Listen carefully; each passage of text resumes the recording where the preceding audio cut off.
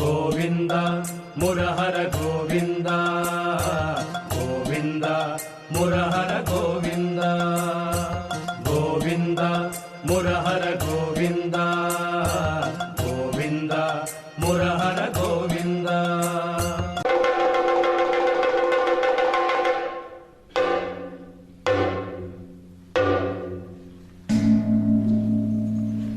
ಕಾರಾಂತನ ಜ್ಞಾಪಿಸ್ಕೊಡ್ತೀವಿ, ಕಾರಾಂತರಿಗೆ ಜ್ಞಾಪಿಸ್ತೀವಿ, ಅವ್ರಿಗೆ ಗೌರವ ಕೊಡ್ತೀವಿ ಅಂದ್ಬಿಟ್ಟು ಅವ್ರು ಗುಂಡಾಕಿದ್ದು ನಾವು ಗುಂಡಾಕಿದ್ದು ಇದನ್ನೇ ಬೈಕೋಬೇಕರ್ಸಿ ಕೊನೆ ಪಾಪ ಅಂದ್ರೆ ಚಿಕ್ಕ ಹುಡುಗರು ಕೊಡ್ತಾರೆ, ಸಣ್ಣ ಹೆಣ್ಮಕ್ಳು ಕೊಟ್ಟಿದ್ದಾರೆ.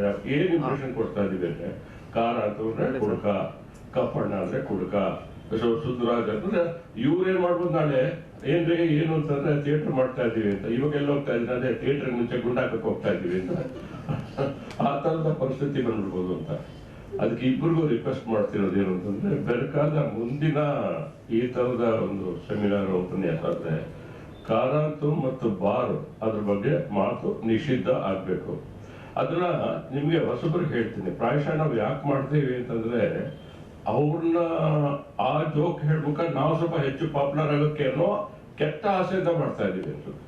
ಯಾಕಂದ್ರೆ ನಾನು ಇನ್ನೇನೋ ಜೋಕ್ ಹೇಳಿದ್ರೆ ಯಾರು ಹೋಗಲ್ಲ, ಕಾರಾಂತರ ಬಗ್ಗೆ ಈ ಜೋಕ್ ಹೇಳಿದ್ರೆ ಅಹಾಹಾ ಅಂತ ನಗ್ತಾರೆ. ಆ ಜೋಕ್ ಮಾಡುವ ಸಂದರ್ಭದಲ್ಲಿ ಏನಾಗುತ್ತೆ, ನಾವು ಕಾರಾಂತರ ಬಗ್ಗೆ ಒಂದು ತಪ್ಪು ಇಂಪ್ರೆಷನ್ ಕಳಿಸ್ಕೊಡ್ತಾ ಇದ್ದೀವಿ.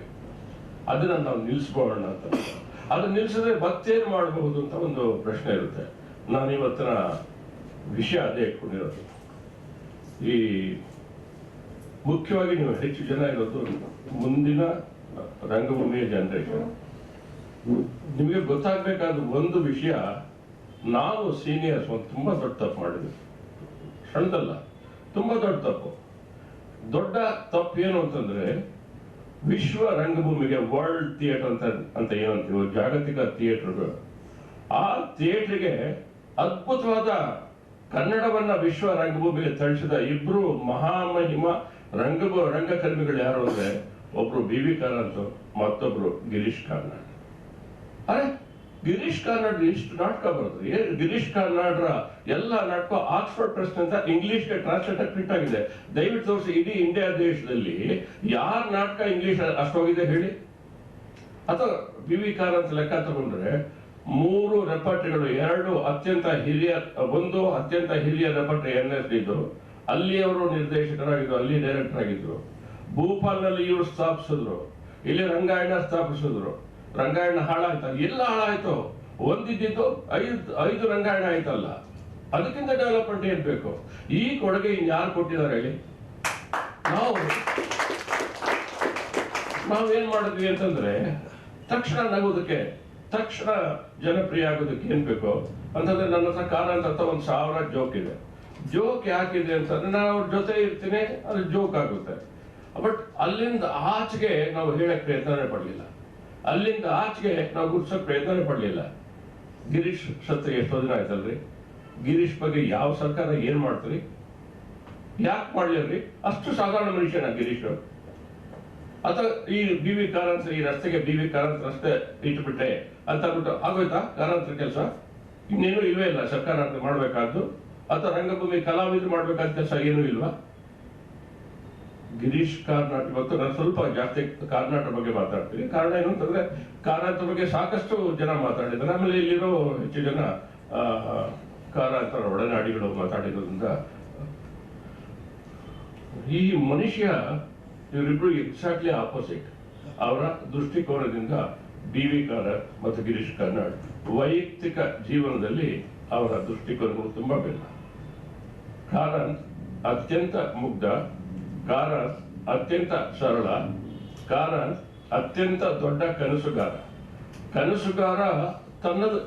ತಾನು ಏರ್ಬೇಕು ಅಂತಲ್ಲ, ತಾನು ಮುಂದೆ ಬರ್ಬೇಕು ಅಂತಲ್ಲ, ತಾನೇನೋ ಮನೆ ಕಟ್ಟಬೇಕು.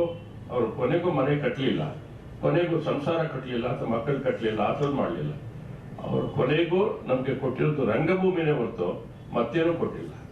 ಗಿರೀಶ್ ಕಾರ್ನಾಡ್ ಹಾಗಲ್ಲ, ಚಿಕ್ಕ ವಯಸ್ಸಿನಿಂದ ಬಹಳ ಕ್ಲಿಯರ್, ಒಂದು ದೊಡ್ಡ ವಿಷನ್ ಇರುವಂತ ಮನುಷ್ಯ. ಒಬ್ಬ ಸರ್ಕಾರಿ ಡಾಕ್ಟರ್ ಆಗಿದ್ದ ತಂದೆ, ಅವರ ತಾಯಿ, ಆಮೇಲೆ ಶಿರಸಿಲಿದ್ರು. ಬಟ್ ಆಗ್ಲೇ ಎಲ್ಲ ಸವಲತ್ತುಗಳಿತ್ತು. ಧಾರವಾಡಕ್ಕೆ ಹೋದ್ರು, ಅಲ್ಲಿಂದ BA ಮಾಡಿದ್ರು. 38 ಹುಟ್ಟಿದ್ದು 62ಗೆ ಆಕ್ಸ್ಫರ್ಡ್ ಅಲ್ಲಿ ಇದ್ರು. ಆಕ್ಸ್ಫರ್ಡ್ ಅಲ್ಲಿ 2 ವರ್ಷ ಇದ್ರು.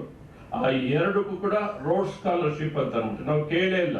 ನಮ್ಗೆ ಅದಿಂತದ್ದು ಇದಕ್ಕೇನೋ ಅಂತಾರೆ, ಇಲ್ಲಿಗೆ ರೋಡ್ಸ್ ಅಂತಾನೆ ಅದಕ್ಕೂ ರೋಡೆಂಟ್ ಅಂತಾರೆ. ಇವ್ರು ರೋಡ್ ಸ್ಕಾಲರ್ಶಿಪ್ ತಗೊಂಡು ಯಾವಾಗ 62-63 ಅಲ್ರಿ, ಅದು ದೊಡ್ಡ ವಿಷಯ ಅಲ್ಲ. ಕಾರ್ನಾಡ್ ಅಲ್ಲಿ ಹೋಗಿದ್ದು ದೊಡ್ಡ ವಿಷಯ ಅಲ್ಲ.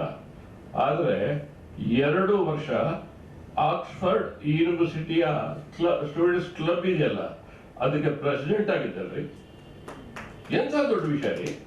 ನಾವು ಯಾವ್ದೋ ಸಿಲ್ಲಿ ಮಾತನ್ನ ಇಟ್ಕೊಂಡು ಹೀಗಂದಂತೆ ಹಾಗಂದ್ರಂತೆ ಹಾಳಾಗೋಗ್ಲಿದೆ. ಅಂದ್ರೆ ನಿಮ್ಗೆ ಅದು ವೈಯಕ್ತಿಕವಾಗಿ ದ್ವೇಷ ಇದ್ರೆ, ನಿಮ್ಗೆ ವೈಯಕ್ತಿಕವಾಗಿ ತಪ್ಪು ವಾದ ಮಾಡಿ. ನಾನು ಅವ್ರು ಹೇಳಿದ್ದಿಲ್ಲ ಸರಿ ಅಂತ ಹೇಳಲ್ಲ. ನಾನು ಯಾಕೆ ಅವ್ರ ಪರ ವಿರೋಧ ಮಾತಾಡೋದು, ನಾನು ಯಾಕೆ ಮಾತಾಡ್ಬೇಕು? ಮಾಡೋ ಕೆಲಸ ಬೇಕಾದಷ್ಟಿದೆ. 2 ದಿನ ಟೈಮ್ ಸಿಕ್ಕರೆ ಇಲ್ಲೋ ಒಂದು ಪರ್ದೆ ಕಟ್ತಾ ಇರ್ತೀನಿ ಅಥವಾ ಇಲ್ಲೋ ಲೈಟ್ ಕಟ್ತಾ ಇರ್ತೀನಿ. ನಾನು ಯಾಕೆ ಈ ವಿವಾದ ಮಾಡ್ಕೊಂಡು ಆ ಟೈಮ್ ವೇಸ್ಟ್ ಮಾಡಲಿ? ಕಾರಣ ಅಲ್ಲಿ ಇದ್ರು, ಅಲ್ಲಿಂದ ಬೆಂಗಳೂರಿಗೆ ಬಂದರು. ಆ ಬೆಂಗಳೂರು ಮಡ್ರಾಸ್ ಬಂದು ಆಕ್ಸ್ಫರ್ಡ್ ಪ್ರೆಸ್ನ ಅಸಿಸ್ಟೆಂಟ್ ಜನರಲ್ ಮ್ಯಾನೇಜರ್ ಆಗಿತ್ತು. 70ಕ್ಕೆ ಇಲ್ಲಿ ಬೆಂಗಳೂರಿಗೆ ಬಂದರು. 71 ಇಡೀ ಬಸ್ ನಾಟಕ. ಅವ್ರು ಬೆಂಗಳೂರಿಗೆ ಫಸ್ಟ್ ಬಂದಿದ್ದು 68 ಸೆಪ್ಟೆಂಬರ್. ಯಾಕೆಂದ್ರೆ ತೊಗಲಕ್ ಪ್ರದರ್ಶನ ಆಯ್ತು. ಏನು ಬಂದ್ರೆ ನಾವೆಲ್ಲರೂ ಫಸ್ಟ್ ಟೈಮ್ ನೋಡಿದ್ದು. ಅವ್ರನ್ನ ಗಿರೀಶ್ ಅಂತ ನೋಡ್ತಾ ಇರ್ಲಿಲ್ಲ. ಏಕದಮ್ ಗಿರೀಶ್ ಹೇಗಿದ್ರು ಅಂದ್ರೆ ಅವ್ರ ಮಗನ ಈಗ ನೋಡ್ಬೇಕು. ಯಾವುದೇ ಹೆಣ್ಮಗು 3 ಸಾರಿ ನೋಡ್ಬೇಕು ಅಂತ ಅದು ಸ್ವಂತ ಪರ್ಸನಾಲಿಟಿ. ವೆರಿ ಹ್ಯಾಂಡ್ಸಮ್, ವೆರಿ ಅದೇ ನನ್ನ ನೋಡಿದ ತಕ್ಷಣ 3 ವರ್ಷ ನೋಡ್ಬಾರ್ದು ಅನ್ಸುತ್ತೆ. ಗಿರೀಶನ್ ನೋಡಿದ್ರೆ ಅವರು ಹತ್ರ ಹೀಗೆಲ್ಲ ನೋಡ್ತಾ ಇದ್ರು. ಅಂತ ಪರ್ಸನಾಲಿಟಿ 68ಕ್ಕೆ ಬಂತು. ಕಾರ್ನಾಡ್ ಮತ್ತು ಕಾರಂತ್ ಇವರ ಸ್ವಭಾವನ ಸತ್ಯವಾಗಿ ನಡೆದ ಒಂದು ಪ್ರಸಂಗದಿಂದ ಅವರ ಇಬ್ಬರ ವರ್ತನೆ ಹೇಳಬಲ್ಲೆ. ನಾನು ಅದಕ್ಕೆ ಪಾಲ್ದಾರ. ಇದಾಗಿದ್ದು 1970ರಲ್ಲಿ. ಆಕ್ಸ್ಫರ್ಡ್ ಪ್ರೆಸ್ ಮುಗಿಸಿ ಬೆಂಗಳೂರಿಗೆ ಬಂದಿದ್ರು. ಅನ್ಎಂಪ್ಲಾಯ್ಡ್ ಆಗೋರು ಗಿರೀಶ್ ಕಾರ್ನಾಡ್. ಡಿ ವಿ ಕಾರಂತ್ ಜೀವನ ಪರ್ಯಂತ ಅವರು ಅನ್ಎಂಪ್ಲಾಯ್ಡ್ ಆಗಿದ್ರು. ಇವರು ಇಬ್ಬರಿಗೂ ಮಧ್ಯ ನಾನು ಅದು ಇದು ಮಾಡ್ಕೊಂಡಿದ್ದೆ. ಇದಕ್ಕೆ ಕಾರಂತ್ ಒಂದು ಐಡಿಯಾ ಕೊಟ್ಟರು, ಕಪ್ಪಣ ನಾಳೆ ಸ್ವಿಮ್ಮಿಂಗ್ ಹೋಗೋಣ ಅಂತ ಅಂದ್ರು. ನನಗೆ ಕಾರಂತ್ಗೆ ಸ್ವಿಮ್ಮಿಂಗ್ ಐಡಿಯಾ ಬಂದಿದ್ದು ಬಹಳ ಖುಷಿ ಆಗಿತ್ತು. ಯಾಕಂದ್ರೆ ಮಿಕ್ಕಿದವರು ಇಂಥದ್ದೇನು ಅವ್ರಿಗೆ ಎಂಟರ್ಟೈನ್ಮೆಂಟ್ ಅಂತ ಹೇಳ್ಬೋದಾದ ಇದು. ಇನ್ನೆಲ್ಲೋ ನಾಟಕ, ಸಂಗೀತ, ರಂಗಗೀತೆ ಬಿಟ್ಟು ಈ ಥರದ್ದೇನೋ ಕೇಳಿದ್ದು ನಾನು ಇಲ್ವಲ್ಲ. ಆದರೆ ಕಾರ್ನಾಡ್ ಹಾಗಲ್ಲ. ಕಾರ್ನಾಡ್ಗೆ ಕೆಲವು ನಿರ್ದಿಷ್ಟವಾದ ನಡೆ ಇತ್ತು. ಸರಿ ಅಂತ ಅಂದ್ಬಿಟ್ಟು ಮಾರನೇ ಜನ ಹೋದೆ. ಜಯನಗರ್ ಸ್ವಿಮ್ಮಿಂಗ್ ಪೂಲ್ಗೆ ಹೋದ್ವಿ. 3 ಜನ, ನಾನು, ಅವರ ಗೈಡು, ಇಬ್ರು star swimmers, Girish Karnad, D V Karnad. ನಾ ಹೇಳೋದ್ರಲ್ಲಿ ಒಂದು ತುಣ ಸುಳಿಲ್ಲ, ಏನಾಯ್ತು ಅಷ್ಟೇ ಹೇಳಿ. ಸೊ ಕಾರ್ನಾಡ್ ಸೀದಾ ಹೋದ್ರು. ಆ ಡ್ರೆಸ್ ರೂಮ್ ಇರುತ್ತಲ್ಲ, ಶವರ್ ತಗೋಬೇಕು. ನೀವು ಸ್ವಿಮ್ಮಿಂಗ್ ಪೂಲ್ ಹೋಗ್ಬೇಕಾದ್ರೆ ಡ್ರೆಸ್ ಚೇಂಜ್ ಮಾಡಿದ್ರು, ಶವರ್ ತಗೊಂಡ್ರು, ಬಂದರು. ಮಾತಾಡಲ್ಲ ಅಂತ ನಾನು ಹೇಳಿಲ್ಲ, ನೀವು ಮಾಡ್ತಾರೆ. ಹೋದ್ರು, ಹಿಡಿದ್ರು. First class swimmer. ಸನ್ಮಾನ್ಯ ಬಿ ವಿ ಕಾರಂತ್ರು ಬಂದ್ರು. ಈಗ ನಾವೇನ್ ಮಾಡ್ಬೇಕು? ಹೀಗೆ ಶವರ್ ತಗೋಬೇಕು. ಶವರ್ ಅಂದ್ರೆ ಅದು ಹೋಗಿ ಅಲ್ಲೇ ನೀರು ಇಡ್ತಾರೆ, ಅಲ್ಲಿ ಹೋಗ್ಬಿಟ್ಟು ಡ್ರೆಸ್ ಚೇಂಜ್ ಮಾಡ್ಕೊಂಡು ಬನ್ನಿ ಅಂತಂದ್ರು. ಅಲ್ಲಿ ಹೋದ್ರೆ ನೀರು ಬರಲಿಲ್ಲ ಅಂತದ್ದೇನೋ ಪ್ರಾಬ್ಲಮ್ ಅವ್ರಿಗೆ. ಅಂದ್ರೆ ಹೀಗೆ ತಿರುಗಿಸ್ಬೇಕು, ಅವ್ರು ಹೀಗೆ ತಿರುಗಿಸಿರ್ತಾರೆ ಅಂತದೇನೋ. ಆಮೇಲೆ ಬಂದ್ರು. ಗಿರೀಶ್ ಸ್ವಿಮ್ ಮಾಡ್ತಾ ಇದ್ದಾರೆ. ಇಳಿಸೋದಕ್ಕೋಸ್ಕರ ಮೂಲೆ ಕೊಟ್ಟಿದ್ದೀನಿ ನಾನು, ಕಾರಂತ್. ಕಪಡ ಅಂತಂದ್ರು. ಸ್ಟೇ ಆರ್ಡರ್ ಕೊಡು. ಯಾಕೆ? ಅವನ ಹೊಟ್ಟೆ ನೋಡಿ ಎಷ್ಟು ಚೆನ್ನಾಗಿದೆ ಅಲ್ಲ, ಅಯ್ಯೋ ಒಳ್ಳೆ ಘಟಪ್ ತರ ಇದೆ ಅಲ್ವಾ. ಆಮೇಲೆ ಅಯ್ಯೋ ಇವ್ನು ನೋಡಿ ಹೊಟ್ಟೆನೇ ಇಲ್ಲ. ನಾನು ಕಾರಂತ್ ಕೈ ಕೆಳಗಡೆ ಬಿಡಿ, ಅವ್ನು ನಮ್ಮ ಕ್ಲಬ್ನ ವೈಸ್ ಪ್ರೆಸಿಡೆಂಟ್. ಅಲ್ಲಿ ಅವ್ರು ಯಾರ್ಯಾರು ಪಾಯಿಂಟ್ ಔಟ್ ಮಾಡ್ತಿದಾರೋ ಹೆಚ್ಚು ಕಡಿಮೆ ನನ್ನ ಪರಿಚಯ. ಈ ಕಾಸ್ಕೋಪಾಟ ಕ್ಲಬ್ ಅಲ್ಲಿ ನನ್ನ ಎಂಥದ್ದು ಮೆಂಬರು, ಕಮಿಟಿ ಮೆಂಬರ್ ಎಲ್ಲ ಆಗಿರೋದ್ರಲ್ಲಿ ಸುಮಾರು ಜನ ಪರಿಚಯ. ನೋಡಿ ಕಪಡ ಒಂದು ಐಡಿಯಾ ಸರ್ ಹೇಳಿದ, ಒಂದು ಹೊಟ್ಟೆಗಳ ಬಗ್ಗೆ ಡಾಕ್ಯುಮೆಂಟ್ರಿ ಮಾಡೋದು ಹೇಗೆ? ಪ್ರಪಂಚದಲ್ಲಿ ಇದು ಡಿ ವಿ ಕಾರಂತ್ ಬಿಟ್ರೆ ಬೇರೆ ಯಾರಿಗೂ ಕೂಡ ಈ ತರದ ಆಲೋಚನೆ ಬರಕ್ ಸಾಧ್ಯ ಇಲ್ಲ. ಆದ್ರೆ ನನ್ನ ಪ್ರಶ್ನೆ ಏನ್ ಗೊತ್ತಾ, ಸರಿ ಇದ್ರೊಳಗೆ ತಪ್ಪೇನ್ ಮಾಡ್ತಾ ಇದ್ದಾರೆ ಕಾರಂತ್? ಅವರ ವಿಚಿತ್ರವಾದ ಕನಸುಗಳಿದಿಲ್ಲ, ವಿಚಿತ್ರವಾದ ಕಲ್ಪನೆಗಳಿದೆಯಲ್ಲ. ಅವರು ಆ ಸ್ವಿಮ್ಮಿಂಗ್ ಪೂಲ್ ಇದ್ದ ಹೊಟ್ಟೆಗಳು ನೋಡಿ ಅದನ್ನೇ ಒಂದು ಡಾಕ್ಯುಮೆಂಟ್ರಿ ಮಾಡಿದ್ರೆ, ಹೊಟ್ಟೆಗಳು ಅಂತ ಮಾಡಿದ್ರೆ ಹೇಗಿರುತ್ತೆ? ಅದು ಮಾಡಕ್ಕಾಗುತ್ತೋ ಮಾಡಲ್ವೋ? ಅದು ಕೆಟ್ಟದ್ದು, ಯಾರು ಕೆಟ್ಟದಂತೂ ಹೇಳ್ತಾ ಇಲ್ವಲ್ಲ. ಅದರ ಫಿಸಿಕಲ್ ಆಗಿ ಹೊಟ್ಟೆಗಳನ್ನ ನೋಡುವಂತ ಒಂದು ಡಾಕ್ಯುಮೆಂಟ್ರಿ ಫಿಲ್ಮ್ ಮಾಡ್ಬೇಕು ಅಂತ ಗಿರೀಶ್ ಕಾರ್ನಾಡ್ ನಮ್ಮ ತಿರುಗಿ ಕೂಡ ನೋಡಲ್ಲ, ಕಣ್ಣೆ ಕೂಡ ಹೇಳ್ತಲ್ಲ. ಅದಿಷ್ಟ 23 ನಿಮಿಷ ಸ್ವಿಮ್ ಮಾಡ್ತೀನಿ ಅಂದಿದ್ರು. ಅವರು ಅಂತ ಬಂದ್ರು, ನೋಡ್ತೀನಿ 24 ನಿಮಿಷ ಆಗಿದೆ. ಕಾರಣ ಟು ದ ಮಿನಿಟ್ ಎಷ್ಟು ಪರ್ಫೆಕ್ಟ್ ಅಂತಂದ್ರೆ ಮೇಲೆ ಬಂದು ನೀವು ಇಳಿದಿಲ್ವಾ ಅದು ಕಾರದ್ದು ದಮ ಅಂತ ಕೇಳಿದ್ರು. ಗಿರೀಶ್ ಹೋಗಿ ಡ್ರೆಸ್ ಎಲ್ಲ ಯಥಾ ಪ್ರಕಾರ ಇನ್ನೊಂದು ಶವರ್ ತಗೊಂಡ್ರು, ಡ್ರೆಸ್ ಶೇವ್ ಓಕೆ ನಾ ಬರಲ್ಲ, ನಾವು ಹೋಗ್ತೀನಿ, ನೀವು ಬನ್ನಿ ಅಂದ್ರು. ಆಮೇಲೆ ಕಾರಣ ಅಂತೂ ಬಹಳ ಖುಷಿ ಆಯ್ತು, ಯಾಕಂದ್ರೆ ಗಿರೀಶ್ ಇಲ್ಲ ಕಂಟ್ರೋಲ್ ಮಾಡಕ್ಕೆ ಬೈಯೋದಕ್ಕೆ ಅಂತ. ನಾನು ಕಾರಣ ಅಂತ ಕಡೆ ನೋಡಿದ್ರೆ ಅವರ ಸ್ವಿಮ್ಮಿಂಗ್ ಎಷ್ಟು ಚೆನ್ನಾಗಿತ್ತು ಅಂತಂದ್ರೆ, ಈ ಮಂಗಳೂರು ಕಡೆ ಕೆರೆನಲ್ಲಿ ಬಿದ್ದು ಕೈ ಚಾಚಲ್ಲ, ಕಾಲು ಚಾಚಲ್ಲ, ಸ್ವಿಮ್ಮಿಂಗ್ ಇದು ಕಾರಣ. ಅವರ ದೃಷ್ಟಿಕೋನ, ಅವರ ಬಿಹೇವಿಯರ್, ಇದು ಕಾರಣ. ಕಾರಣ ಏನು? ಕಾರಣ ಏನಿದು, ಅವರು ಬೆಳೆದು ಬಂದ ವಾತಾವರಣ ಇರ್ತಲ್ಲ, ಯಾವುದೋ ಸಣ್ಣ ಹಳ್ಳಿಯಿಂದ ಬಾಬುಕೋಡಿ ಅಂತ ಒಂದು ಸಣ್ಣ ಹಳ್ಳಿ, ಸ್ವಿಮ್ಮಿಂಗ್ ಪೂಲ್ ಇಲ್ಲಲ್ಲ, ಕೆರೆಗೆ ಹೋಗ್ಬೇಕಾಯ್ತು. ಕೆರೆನಲ್ಲಿ ಈ ತರದ್ದೆಲ್ಲ ಶವರ್ ಗಿವರಲ್ಲಿದೆ. ಕಾರಣಕ್ಕೆ ಕರ್ನಾಟಕಕ್ಕೆ ಅವರು ಶುರುವಾದಾಗಲಿಂದ ಈ ಥರದ್ದೆಲ್ಲ ಫೆಸಿಲಿಟೀಸ್ ಅವ್ರು ಕಂಡ್ರು. ಆಮೇಲೆ ಇಂಗ್ಲಿಷ್ ನಲ್ಲಿ ಮಾತಾಡೋದು ಕೂಡ ಅವ್ರು ಸಹಜವಾಗಿತ್ತು. ಕಾರಣ ಬಗ್ಗೆ ಬಹಳ ಸಾಮಾನ್ಯ ಟೀಕೆಗಳು ಎರಡಿದೆ. ಒಂದು ದೊಡ್ಡ ಟೀಕೆ ಒಂದಿದೆ, ಹಿಂದುತ್ವದ ಪರವಾದ ವ್ಯಕ್ತಿ ಅಂತ ಅಂದ್ಬಿಟ್ಟು. ನಾನು ಅದರ ಪರವಲ್ಲ ವಿರೋಧವಲ್ಲ. ಅವ್ರು ಹಿಂದುತ್ವದ ಪರ ಇದ್ರೆ ಅವ್ರು ಇಸ್ಕೊಳ್ಳಿ. ನಾನು ಕಾರಂತ ನನಗೆ ಕಲಿಸ್ಕೊಟ್ಟ ಒಂದು ಪಾಠ ಅಂತಂದ್ರೆ, ಒಬ್ಬ ಥಿಯೇಟರ್ ಆರ್ಟಿಸ್ಟ್ ಅಂತ ಯಾವನ್ನ ಹೇಳ್ಕೊಡ್ತಾನೋ ಅವನು ಮೊದಲು ಕಲಿಬೇಕಾದ ಪಾಠ ಜೀವನದಲ್ಲಿ ನಾನು ನ್ಯೂಟ್ರಲ್ ಆಗಿರ್ಬೇಕು. ನನಗೆ ಯಾವುದೇ ಪಾರ್ಟಿಯಲ್ಲೋ ಅಲ್ಲಿಯ ಪ್ರಮುಖ ನಾಯಕರು ನನಗೆ ವೈಯಕ್ತಿಕವಾಗಿ ಗೊತ್ತು. ಅಂದ್ರೆ ಫೋಟೋ ನೋಡಿದ್ದಲ್ಲ, ವೈಯಕ್ತಿಕವಾಗಿ ಯಡಿಯೂರಪ್ಪನ ನಂಗೆ ಗೊತ್ತು. ಅರೆ ಸಿದ್ದರಾಮಯ್ಯವ್ರಿಗೆ ಗೊತ್ತು. ಸಿದ್ದರಾಮಯ್ಯ ಹತ್ರ ಹೋಗ್ಬಿಟ್ಟು ನಾವು ದಲಿತ ಹುಡುಗರು ಕರ್ಕೊಂಡು ನಾನು ಅಮೆರಿಕಾಗ ಹೋಗ್ತೀನಿ, ಫೋಕ್ ಡ್ಯಾನ್ಸ್ ಟ್ರೂಪ್ ಕರ್ಕೊಂಡು ಹೋಗ್ತಿದ್ದೆ, ಹೋಗ್ರಿ ಅಂತ ಹೇಳಿದಂತ ಮನುಷ್ಯ. ಯಡಿಯೂರಪ್ಪ ಅರೆ ನಾನೊಬ್ಬ ಕಲಾವಿದ, ನಂದು ಏನಾದ್ರು ಕೆಲಸ ಇದ್ರೆ ನಾನು ಅವ್ರಿಗೆ ನೇರವಾಗಿ ಹೇಳ್ತೀನಿ. ವೈಯಕ್ತಿಕವಾಗಿ ನೀವು ಪೊಲಿಟಿಕಲ್ ಏನು ಇಲ್ವೇ ಇಲ್ಲ ಅಂತಾನೆ ಅದು ಬೇರೆ ವಿಷಯ. ನಾನು ಚುನಾವಣೆಗೆ ಹೋಗಿ ವೋಟಿಂಗ್ ಮಾಡ್ಬೇಕು ಅಂದಾಗ ನನ್ನ ನಿಷ್ಕರ್ಷೆ ಇದೆ, ನನ್ನ ಆಲೋಚನೆ ಇದೆ. ಆದರೆ ನನಗೆ ನನ್ನ ಬಹಿರಂಗ ಈ ರಂಗಭೂಮಿ ಚಟುವಟಿಕೆಯಲ್ಲಿ ಅದನ್ನ ಮಿಕ್ಸ್ ಮಾಡಿ ಇವನ್ ಜೊತೆ ನಾನು ಮಾತಾಡಲ್ಲ, ಯಾಕೆ ಇವನ್ ಚಡ್ಡಿ, ಇವನು ಪ್ಯಾಂಟು ಅಲ್ಕೋಶನ್ ಜೊತೆ ಮಾತಾಡಲ್ಲ, ಅದೆಲ್ಲ ನಾನು ಮಾಡೋನಲ್ಲ. ನನಗೆ ರಂಗಭೂಮಿ ಅಂತಂದ್ರೆ ರಂಗಭೂಮಿ, ಥಿಯೇಟರ್ ಇದೆಯಲ್ಲ, ಅದು ನನ್ನ ಧರ್ಮ, ಅದು ನನ್ನ ಜಾತಿ, ಅದು ನನ್ನ ಪೊಲಿಟಿಕಲ್ ಪಾರ್ಟಿ. ಇದ್ರೊಳಗೆ ನಾನು ಬಹಳ ಕ್ಲಿಯರ್ ಆಗಿದ್ದೀನಿ. ಎಲ್ಲರ ಜೊತೆನೂ ಇದ್ದೀನಿ, ಎಲ್ಲಾ ಜಾತಿಯವ್ರ ಜೊತೆನೂ ಇದ್ದೀನಿ, ಎಲ್ಲೂ ತಿಂತೀನಿ, ಎಲ್ಲಾರ ಮನೆಯಲ್ಲೂ ತಿಂತೀನಿ. ಹಾಗಾಗಿ ನನಗೆ ಯಾವುದೇ ರೀತಿಯಾದ ಇದು ಪರ ವಿರೋಧ ಅವೆಲ್ಲ ಇದೆ. ಯಯಾತಿ ನಾಟಕ ಬರೆದ್ರು. ಯಯಾತಿ ನಾಟಕ ಬರೆದಾಗ ಅವ್ರ ವಯಸ್ಸು ಎಷ್ಟು ಗೊತ್ತಾ? 23 ವರ್ಷ. 23 ವರ್ಷದಲ್ಲಿ ಕರ್ನಾಟಕ ನಾಟಕ ಬರೆದಿತ್ತು ಯಯಾತಿ ಪಾಪ್ಯುಲರ್. 64 ತೊಗಲಕ್ ಅನ್ನುವ ಒಂದು ನಾಟಕ ಬರೆದ್ರು. ತೊಗಲಕ್ ಬಗ್ಗೆ ಯಾರಿಗಾದ್ರು ಗೊತ್ತಿಲ್ಲದವ್ರು ಇದ್ದೀರಾ? ಪ್ರಾಮಾಣಿಕವಾಗಿ ನಿಮ್ಗೆ ಗೊತ್ತಿರಲೇಬೇಕು ಅಂತ ಎಕ್ಸ್ಪೆಕ್ಟ್ ಮಾಡಲ್ಲ. ತೊಗಲಕ್ ನಾಟಕದ ಬಗ್ಗೆ ನನ್ನ ಸೌಭಾಗ್ಯ ಅಂತಂದ್ರೆ, ನನ್ನ ರಂಗಭೂಮಿಯ ಜನನ ಕೂಡ ಹೆಚ್ಚು ಕಡಿಮೆ ಅದನ್ನೇ. 68ರಲ್ಲಿ ತೊಗಲಕ್ ನಾಟಕ ಆದಾಗ ನಾನು ಅದು ನಾಟಕಕ್ಕೆ ಲೈಟಿಂಗ್ ಮಾಡಿದೆ. ಆ ಲೈಟಿಂಗ್ ಮಾಡುವಾಗ ನಾನು ತುಂಬ ಗಿರೀಶ್ ಕಾರ್ನಾಡ್ ಟೀಮ್ ನೋಡ್ತಿದ್ದೆ, ನಾನೇ ಫಸ್ಟ್ ಟೈಮ್ ನೋಡಿದ್ದು. ಅವ್ರು ಬಂದು, ಅವರು ವಾಸು ಒಟ್ಟಿಗೆ ಬಂದಲ್ಲಿ ನಿಂತ್ಕೊಂಡು ನಾಟಕ ನೋಡ್ತಾ ಇದ್ರೆ, ಅವರು ಲೈಟಿಂಗ್ ಗ್ರೂಪ್ ಬಂದಿದ್ರು. ಲೈಟ್ ಅಲ್ಲಿ ನೋಡೋದು ಬಿಟ್ಬಿಟ್ಟು ಗಿರೀಶ್ ಕಾರ್ನಾಡ್ ನೋಡ್ತಾ ಇದ್ದೆ. ಅವ್ರು ನನ್ನ ಮಾತಾಡಿಸ್ತಾರೋ ಇಲ್ವೋ ಹೀಗೆಲ್ಲ ಒಂದಿತ್ತು. ಅವ್ರು ಬಂದು ಕೊನೆಗೆ ಒಳ್ಳೆ ಚೆನ್ನಾಗಿತ್ತು ಲೈಟಿಂಗ್, ಗುಡ್, ಥ್ಯಾಂಕ್ ಯು ಅಂತ ಹೇಳಿದಾಗ ಅವ್ರ ಜೊತೆ ನಿಂತ್ಕೊಂಡು ಫೋಟೋ ತೆಗೆಸ್ಕೋಬೇಕಂತ ಅವಾಗೆಲ್ಲ ಸೆಲ್ಫಿ ಗಿಲ್ಫಿ ಇರಲಿಲ್ಲ.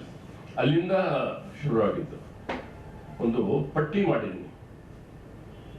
ಕಾರಂತರು ಮಾಡಿದ ಬಹಳ ದೊಡ್ಡ ಕೆಲಸ ಕಾರ್ನಾಡ್ಗೆ ಏನು ಗೊತ್ತಾ? ಇಂಥ ವಿಷಯಗಳು ನಾವು ಎಲ್ಲೂ ಹೇಳಕ್ ಹೋಗೋದಿಲ್ಲ. ಕಾರಂತ್ ಮಾಡಿದ್ದು ತೊಗಲಕ್ ನಾಟಕವನ್ನ ತಕ್ಷಣ ಹಿಂದಿಗೆ ಟ್ರಾನ್ಸ್ಲೇಟ್ ಮಾಡಿ, ಆ ಹಿಂದಿ ಕೂಡ ಎಂತಂದ್ರೆ ಉರ್ದು ಮಿಶ್ರಿತ ಹಿಂದಿ.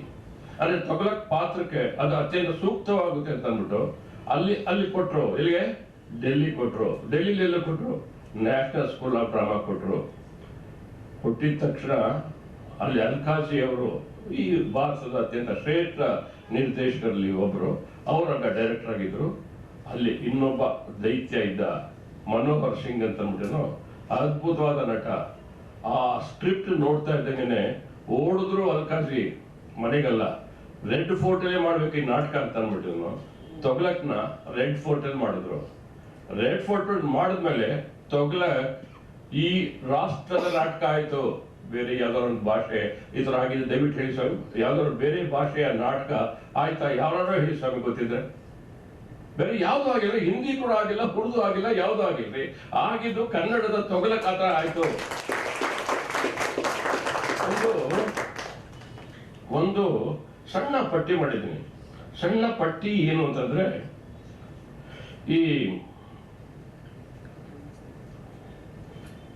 ಈ ಭಾರತ ದೇಶದ ಶ್ರೇಷ್ಠ ಡೈರೆಕ್ಟರ್ಸ್ ಯಾರು ಅಂದ್ರೆ ಅವರೇ. ನಾನೀಗ ಯಾರು ಹೇಳ್ತಾನೋ ಅವರು. ಈ ಇದನ್ನ ತೊಗಲಕ್ನ ಯಾರ ಟ್ರೈ ಮಾಡಿದಂದ್ರೆ ಅವರೇ.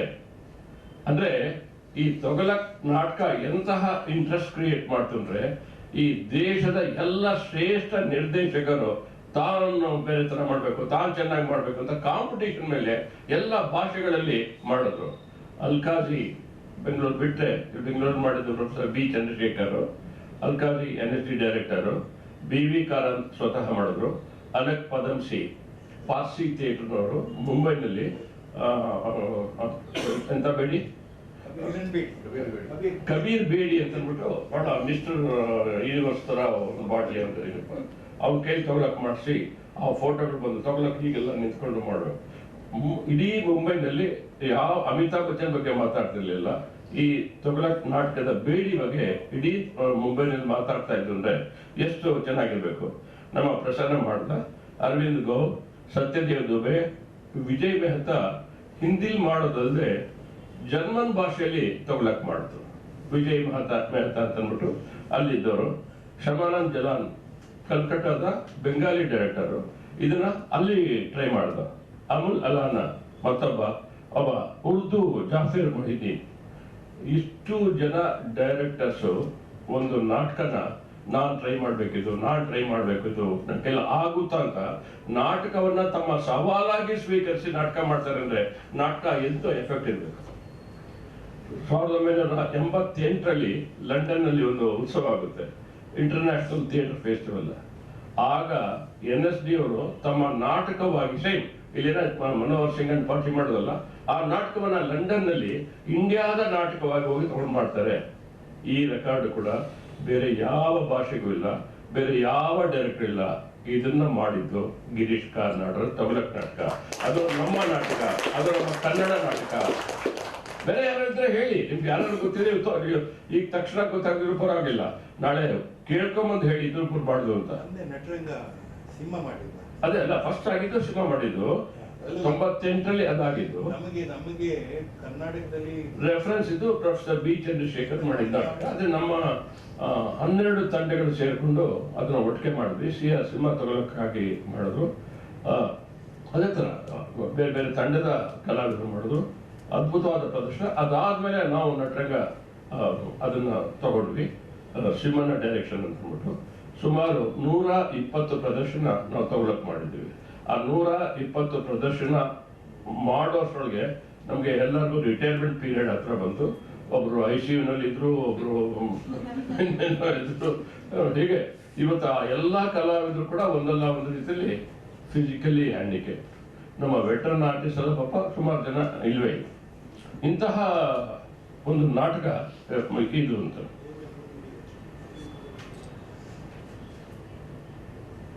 ತುಗ್ಲಕ್ 64ರಲ್ಲಿ ಆಯ್ತು. ಆಮೇಲೆ ಹರಿಯವದನದ ವಿಶೇಷ. ನೀವು ಹಗಲು ರಾತ್ರಿ ಹಾಡು ಹೇಳ್ತಾ ಇರ್ತೀರಿ, ಏನ್ ವಿಶೇಷ ಹೇಳಿ? ಏನಾದ್ರು ಐಡಿಯಾ ಇದ್ದ? ಹಂಗಾಗಿದ್ರೆ ಎಲ್ಲ ಕಲ್ಪನೆ ಬಂದಿಲ್ವಾ? ಹರಿಯವದನ ಒಂದು ದಾಖಲೆ, ತುಂಬಾ ದೊಡ್ಡ ದಾಖಲೆ. BV ಕಾರಂತ ಈ ನಾಟಕ, ಸತ್ತವನಾರಾಯಣ ನಾಟಕ, ಅದರ ಹಾಡುಗಳು ತುಂಬಾ ಪ್ರಖ್ಯಾತವಾಯಿತು. ಆದರೂ ಅದು ಮೂಲ ರಂಗಗೀತೆ ಅಲ್ಲ. ದಾಸರ ಪದವನ್ನ ತಗೊಂಡು ನಾಟಕಕ್ಕೆ ಪೂರಕವಾಗಿ ಅದನ್ನ ಅಳವಡಿಸ್ಕೊಂಡ್ರು. ಸೊ ಹೀಗಾಗಿ ಅದನ್ನ ಹೌದು ತುಂಬಾ ಚೆನ್ನಾಗಿದೆ ಅಂತ ಪ್ರಕಾಶ್ ಬೆಳವಾಡಿ ಮೊನ್ನೆ ಅದನ್ನ ವ್ಯಂಗ್ಯವಾಗಿ ಹೇಳ್ದ ಅಂತ ಅನ್ಸುತ್ತೆ. ಹೌದು, ಹಾಡು ಚೆನ್ನಾಗಿತ್ತು, ನಾಟಕ ಸೋಲ್ತು ಅಂತ. ಅದು ಕೂಡ ಕಾಮೆಂಟ್, ಅದು ಯಾಕೆ ನಾಟಕಕ್ಕೆ ಪೂರಕವಾಗಿತ್ತು ಅಂತ ನನ್ನ ಭಾವನೆ. ಬಟ್ ಪ್ರಕಾಶ್ ಆ ಥರ ಹೇಳಿದ, ಅದು ಅವನ ಅಭಿಪ್ರಾಯ. ಆದರೆ ಹಯ್ಯವದನದ ಹಾಡುಗಳೇನಿದು ಅದು ಪೂರ್ತಿಯಾಗಿ ಗಿರೀಶ್ ಕಾರ್ನಾಡ್ ಬರೆದಿದ್ದು. ಆಮೇಲೆ ಅಷ್ಟೇ ಅಲ್ಲ, ಅದು ಒಂದೇ ನಾಟಕಕ್ಕೆ ಗಿರೀಶ್ ಕಾರ್ನಾಡ್ ಬರ್ತಿದ್ದು. ನಾಗಮಂಡಲದಲ್ಲಿ ಹಾಡುಗಳಿದೆ, ನಾಗಮಂಡಲದ ಹಾಡು ಕಾರಂತ್ ಬರೆದಿದ್ದಲ್ಲ, ಗೋಪಾಲ್ ವಾಜಪೇಯಿನವರು ಬರೆದ್ರು. ಸೊ ಈ ನಾಟಕಕ್ಕೆ ಬರೆದಿದ್ದು ಆ ಹಯವದನದ ಹಾಡುಗಳು ಕೇವಲ ನಿಮ್ಮ ಬೆನಕಾಗೆ ಹೆಸರು ತಗೊಂಡ್ಬಂದಿದ್ದಲ್ಲ, ಅಥವಾ ಹಯವದ ಕಾರಾಂತರಿಗೆ ಹೆಸರು ತಗೊಂಡ್ಬಂದಿದ್ದಲ್ಲ, ಇಡೀ ಭಾರತದಲ್ಲಿ ಅತ್ಯಂತ ಜನಪ್ರಿಯ ರಂಗಗೀತೆ ಆಗಿ ಇವತ್ತು ಒಂದು ಸಣ್ಣ ಪ್ರಯೋಗ ಮಾಡಿದ್ವಿ. ನಂದು ಒಂದು ಸಣ್ಣ ಪಾತ್ರ ಇದೆ. ಏನು ಅಂತಂದ್ರೆ, ಗಜವದನ ಹೇ ರಂಬ ಕನ್ನಡದಲ್ಲಿ ಶುರು ಮಾಡಿಕೊಂಡು ಅದನ್ನ ಪಂಜಾಬಿನಲ್ಲಿ ಇನ್ನೊಬ್ಬ ಮುಂದುವರಿಸ್ತಾನೆ, ಹಿಂದಿನಲ್ಲಿ ಇನ್ನೊಂದು ಸ್ಟೈಲ್ ತಗೊಳ್ತಾನೆ. ಹಾಗೆ ಎಷ್ಟು ಭಾಷೆಯಲ್ಲಿ ಈ ಹಾಡಾಗಿತ್ತೋ ಅಷ್ಟು ಜನ ಸೇರ್ಕೊಂಡು ಒಂದು ಹಾಡು ಹೇಳೋದು. ಅರ್ಥ ಆಯ್ತಾ? ಎಂತ ಅದ್ಭುತವಾದ ಪ್ರಯೋಗ ಅನ್ನೋದು. ಒಂದೇ ಹಾಡು, ಒಂದು ಹಾಡು ಶುರು ಮಾಡಿಕೊಂಡ್ರೆ ಅದು ಕನ್ನಡದಲ್ಲಿ ಬರುತ್ತೆ. ಕನ್ನಡದಲ್ಲಿ ಆದ್ಮೇಲೆ ಭೂಪಾಲ್ ಅವ್ರು ಮಾಡೋದು, ಆಮೇಲೆ ಬಾಂಬೆ ಅವ್ನು ಮಾಡ್ದ.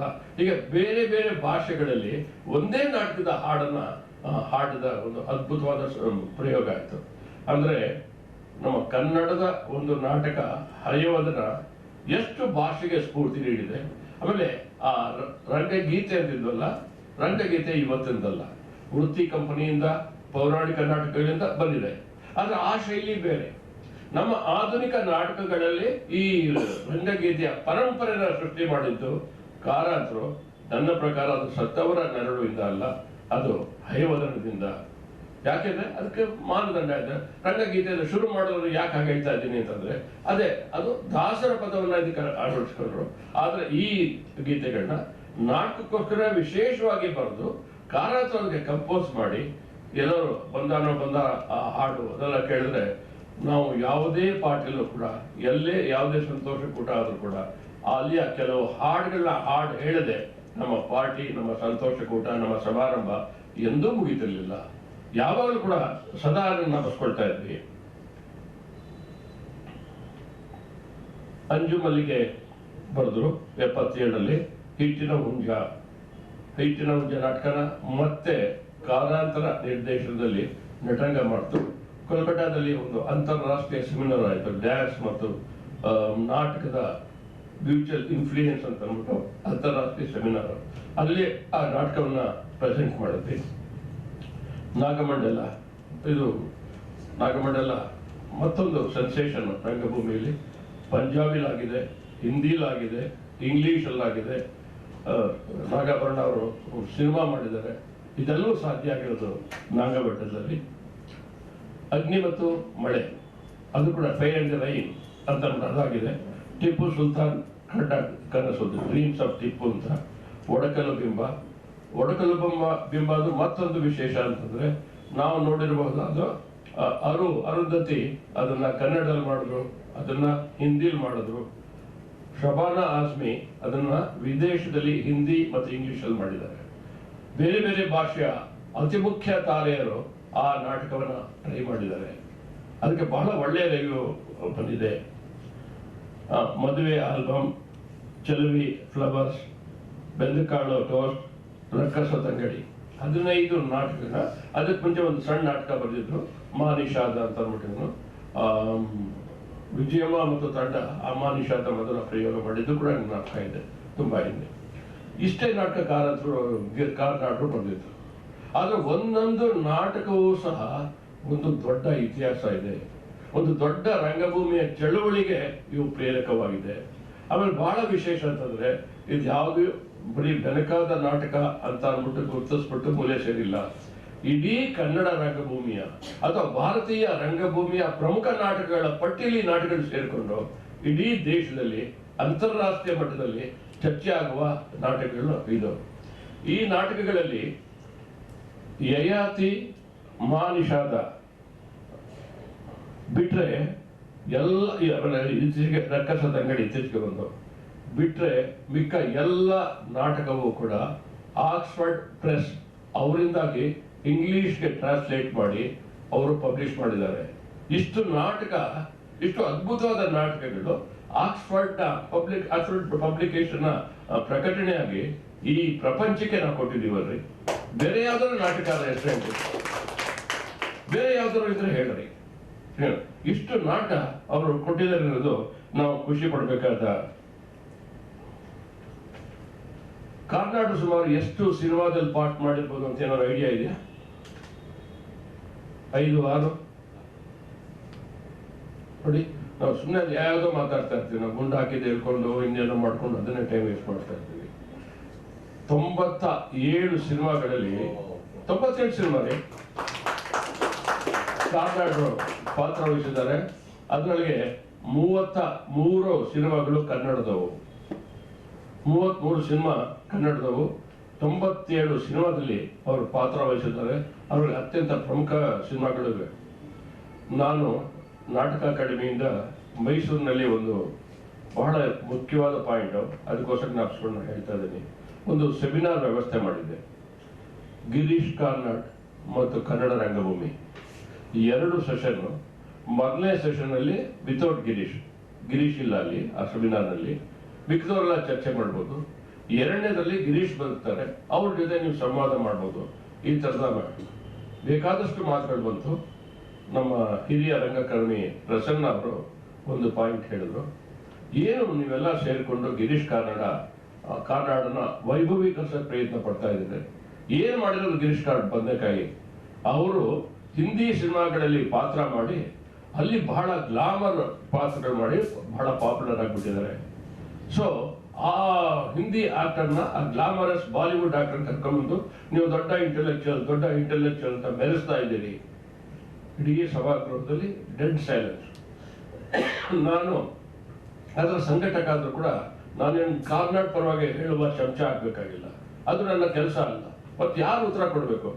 ಕಾರ್ನಾಡೇ ಉತ್ತರ ಕೊಡ್ಬೇಕಲ್ಲ. ಸೊ ಅವ್ರೇನು ಉತ್ತರ ಕೊಡ್ತಾರೋ ಕೊಡ್ಲಿ ಅಂತಂದ್ಬಿಟ್ಟು ಬರ್ತಾ ಅವ್ರನ್ನ ಲಂಚ್ ಆದಲ್ಲಿ ಹೋಗಿ ಕರ್ಕೊಂಬಂದೆ, ನಾನೇ ಕರ್ಕೊಂಬಂದೆ. ಅವ್ರಿಗೆ ಮೊದಲೇ ಹೇಳಬೇಕು ಅಂತ. ಹೇಗಾಯ್ತು ಬೆಳಗ್ಗೆ? ಚೆನ್ನಾಗಾಯ್ತು, ಒಳ್ಳೆ ಪಾರ್ಟಿಸಿಪೇಷನು. ಒಂದು ಸಣ್ಣ ಪ್ರಶ್ನೆ ಬಂತು. ಏನು? ಓ ಹೌದಾ, ಒಳ್ಳೆ ಪ್ರಶ್ನೆ, ನಾನು ಹೇಳ್ತೀನಿ. ನನಗೇನು ಉತ್ತರ ಹೇಳಿಲ್ಲ, ಅವರು ಹೇಳಿದ್ದಷ್ಟೇ. ಒಳ್ಳೆ ಪ್ರಶ್ನೆ, ನಾನು ಉತ್ತರಿಸ್ತೀನಿ ಅಂದರು. ಬಂದರು, ಶುರು ಆಯಿತು. ನಾನಂತೂ ಏನೋ ಜಗಳ, ಬೇಜಾರು. ಆಮೇಲೆ ಬೈದೆ, ಇಂಥ ದರಿದ್ರ ಸಂಘಟಕರು ಇಂಥದ್ದೆಲ್ಲ ಮಾಡ್ತಾರೆ ಅಂತ ನನಗೆ ಬೈಬೋದು ಅಂತ ಅದು ಬೇರೆ ಹೆದರಿಕೆ. ಲಿಂಗದೇವರು ಹಳೆ ಮನೆ ಅನ್ನುವ ಮೈಸೂರಿನ ಹಿರಿಯ ರಂಗಕರ್ಮಿ ಅವರು ಗಿರೀಶ್ ನೀವಿಲ್ಲದೆ ಇರುವಾಗ ಒಂದು ಪ್ರಶ್ನೆ ಬಂತು, ಹೀಗೆ ಹೇಳಿದ್ದಾರೆ ಅಂತ. ಕರೆಕ್ಟಾಗಿ ಹೇಳಿದ್ದಾರೆ. ನನ್ನ ನಾಟಕಗಳು ಇದುವರೆಗೂ ಎಷ್ಟೋ ನಾಟಕ ಬರ್ತಿದ್ದೀನಿ, ಅದು ಯಾವುದು ಅಂತ ನಿಮ್ಗೆ ಗೊತ್ತಿದೆ. ಆ ನಾಟಕಕ್ಕೆ ಮಾಡಿದವರು ಯಾರ್ಯಾರು ರಾಯಲ್ಟಿ ಕೊಟ್ಟರು, ಆ ರಾಯಲ್ಟಿಯಿಂದ ನಾನು ಒಂದು ಶರ್ಟು ಪ್ಯಾಂಟ್ ತಗೋಬೋದಾಗಿತ್ತು. ನನಗೆ ಒಬ್ಬ ಹೆಂಡತಿ ಇದ್ದಾಳೆ, ಮಕ್ಕಳಿದ್ದಾರೆ, ಅವ್ರಿಗೆ ಬಟ್ಟೆ ಉಳಿಸ್ಬೇಕು ಅಂದರೆ, ಅವ್ರಿಗೆ ಎಜುಕೇಶನ್ ಕೊಡಬೇಕು ಅಂದರೆ, ಮತ್ತನ್ನು ಮಾಡಬೇಕು ಅಂದರೆ ನಾನು ಸಂಪಾದನೆ ಮಾಡಬೇಕು. ನಾನು ಹಿಂದಿ ಸಿನಿಮಾದಲ್ಲಿ ಪಾತ್ರ ವಹಿಸಿ ಸಂಪಾದನೆ ಮಾಡಿದ್ದೀನಿ. ನಾನು ಹೆಂಡತಿಗೆ ಸಾಕ್ತಾ ಇದ್ದೀನಿ, ಮಕ್ಕಳಿಗೆ ಸಾಕ್ತಾ ಇದ್ದೀನಿ. ಆದರೆ ನಾನು ಬರೆದಿರುವ ಎಲ್ಲ ನಾಟಕಗಳು ಕನ್ನಡದಲ್ಲೇ ಹೊರತು ಕನ್ನಡದಲ್ಲಿ ಬಿಟ್ಟು ಬೇರೆ ನಾಟಕ ಬರೆದಿಲ್ಲ. ಇದು ಅರ್ಥ ಆಯ್ತು ಏನು ಅಂತ ಹೇಳ್ಬಿಟ್ಟು. ಅಂದರೆ ನನ್ನ ಸಂಪಾದನೆ ಇದೆಯಲ್ಲ, ಸಂಪಾದನೆ ನಾನು ಹಿಂದಿ ಸಿನಿಮಾ, ಆ ಸಿನಿಮಾ, ಕಮರ್ಷಿಯಲ್ ಸಿನಿಮಾ ಎಲ್ಲ ಮಾಡ್ತೀನಿ. ಆದರೆ ಯಾರು ಮಾಡ್ತೀನಿ? ಅಲ್ಟಿಮೇಟ್ಲಿ ಕನ್ನಡ ನಾಟಕ ಮಾಡ್ತೀನಿ, ಕನ್ನಡ ನಾಟಕ ಬರೀತೀನಿ. ಅಲ್ಲಿದ್ದ ಪ್ರತಿಯೊಬ್ಬರು ಕೂಡ ಎದ್ದು ನಿಂತು ಚಪ್ಪಾಳೆ ತಟ್ಟಿ ಅವರಿಗೆ ಗೌರವ ಸಲ್ಲಿಸ್ತಾರೆ. ನಾವು ಸುಮ್ಮನೆ ಗೊತ್ತಿಲ್ಲ ವಿಷಯದ ಅರ್ಥ ಮಾಡ್ಕೊಳ್ಳೆ ಅನಗತ್ಯ ಕಾಮೆಂಟ್ ಮಾಡ್ತಾ ಇರ್ತೀವಿ. ಓ ಗಿರೀಶ್ ಹಾಗೆ, ಗಿರೀಶ್ ಹೀಗೆ ಅಂತ ಬಿಟ್ಟು ಅವ್ರು ಹೇಳಿದ್ದು. ಆಮೇಲೆ ನನ್ನೂ ಸ್ವಲ್ಪ ಅವಮಾನ ಮಾಡಿದ್ರು. ಅವಮಾನ ಮಾಡಿದ್ರೆ, ಕಪ್ಪಣ್ಣ ನೀವು ತಗೊಳಕ್ ನೀವೇ ಅಲ್ವಾ ಮಾಡಿಸೋದು ಅಂತಂದ್ರು. ಹೌದು ಸರ್, ನಾನು ಆಗ್ಲೇ ಗೊತ್ತಾಯ್ತು ಏನು ಕೇಳ್ತಾರೆ ಅಂತ. ಹೌದು, ಇದನ್ನು ಎಷ್ಟು ರಾಯಲ್ಟಿ ಕೊಟ್ಟಿದ್ದೀರಿ? ಕೊಟ್ಟಿರ್ಲಿಲ್ಲ, ನಾವೇನು ರಾಯಲ್ಟಿ ಕೊಟ್ಟಿರ್ಲಿಲ್ಲ. ಅವ್ರು ಪ್ರಶ್ನೆ ಕೇಳಿದಾಗ ಸುಮಾರು 75-80 ಪ್ರದರ್ಶನ ಮಾಡಿದ್ವಿ. ನಾನು ರಾಯಲ್ಟಿ ಕೊಟ್ಟಿರ್ಲಿಲ್ಲ ಅಲ್ಲ, ಪ್ರಾಮಾಣಿಕವಾಗಿ ಹೇಳ್ಬೇಕು ಅಂದ್ರೆ ನಾವು ನಮ್ಮ ನಾಟಕ ಮಾಡಿ ನಮ್ಮ ಖರ್ಚನ್ನ ತೂಗಿಸಿ ಇವ್ರು ರಾಯಲ್ಟಿ ಕೊಡೋಷ್ಟು ಬಿಕೆ ಇರಲಿಲ್ಲ. ಸೊ ನಾವೇನ್ ಪ್ಲಾನ್ ಮಾಡಿದ್ವಿ, ಒಂದು 100 ಶೋ ಮುಟ್ಟಿದ ಮೇಲೆ ನಾವೊಂದು ಪೂಲ್ ಮಾಡಿಕೊಂಡು ಮತ್ತೆ ಮಾಡಿ ಹಾಗೆ ಹಣ ಕೊಡ್ಬೇಕು ಅಂತಿದ್ವಿ. 70 ಶೋ ಆಗಿತ್ತು, ನಾವು ರಾಯಲ್ಟಿ ಕೊಟ್ಟಿರ್ಲಿಲ್ಲ. ಸೊ ರಾಯಲ್ಟಿ ಕೊಡ್ತಾ ಕನ್ನಡ ಪ್ರೇಮಿಗಳು ನೀವು ಹಿಂದಿನಲ್ಲಿ ಯಾಕೆ ಮಾಡ್ತೀರಿ ಅಂದ್ರೆ, ಅವ್ರನ್ನ ಊಟ ಮಾಡ್ಬೇಕೋ ಬೇಡವಾ, ಅವ್ರ ಬಟ್ಟೆ ಹಾಕ್ಬೇಕೋ ಬೇಡವಾ, ಮಕ್ಕಳು ಸ್ಕೂಲ್ಗೆ ಹೋಗ್ಬೇಕೋ ಬೇಡವಾ, ಈ ತರದ ಮಾತುಗಳೆಲ್ಲ ಬಂತು. ಸೀರಿಯಲ್ಗಳು ಒಂದಕ್ಕಿಂತ ಒಂದು ಅದ್ಭುತವಾದ ಸೀರಿಯಲ್ಗಳು ನಾವೆಲ್ಲ ಕೇಳಿದಿರ್ತೇವೆ. ಕಾಂತಾನ್ ಕೇಳಿದಿರ? ಅತ್ಯಂತ ಜನಪ್ರಿಯವಾದ ಕಾಂತಾನ್ ಮಾಲ್ಗುಡಿ ಡೇಸ್ 87ರಲ್ಲಿ ಮಾಡಿದ್ರು, ಇಂದ್ರಧನುಷ್ 89ರಲ್ಲಿ ಮಾಡಿದ್ರು, ಅಪನಾ ಆಸ್ಮಾ, ಈ 4 ಸೀರಿಯಲ್ ಅಲ್ಲಿ ಮಾಡಿದ್ದಾರೆ.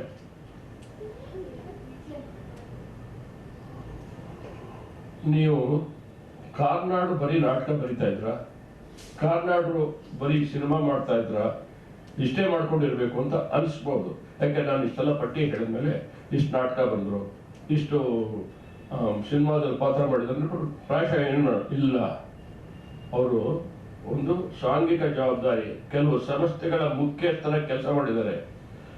1974ರಿಂದ 75 ಪೂನಾದ ಅತ್ಯಂತ ಪ್ರತಿಷ್ಠಿತ ಫಿಲ್ಮ್ ಅಂಡ್ ಟಿವಿ ಇನ್ಸ್ಟಿಟ್ಯೂಟ್ನ ಡೈರೆಕ್ಟರ್ ಆಗಿದ್ರು.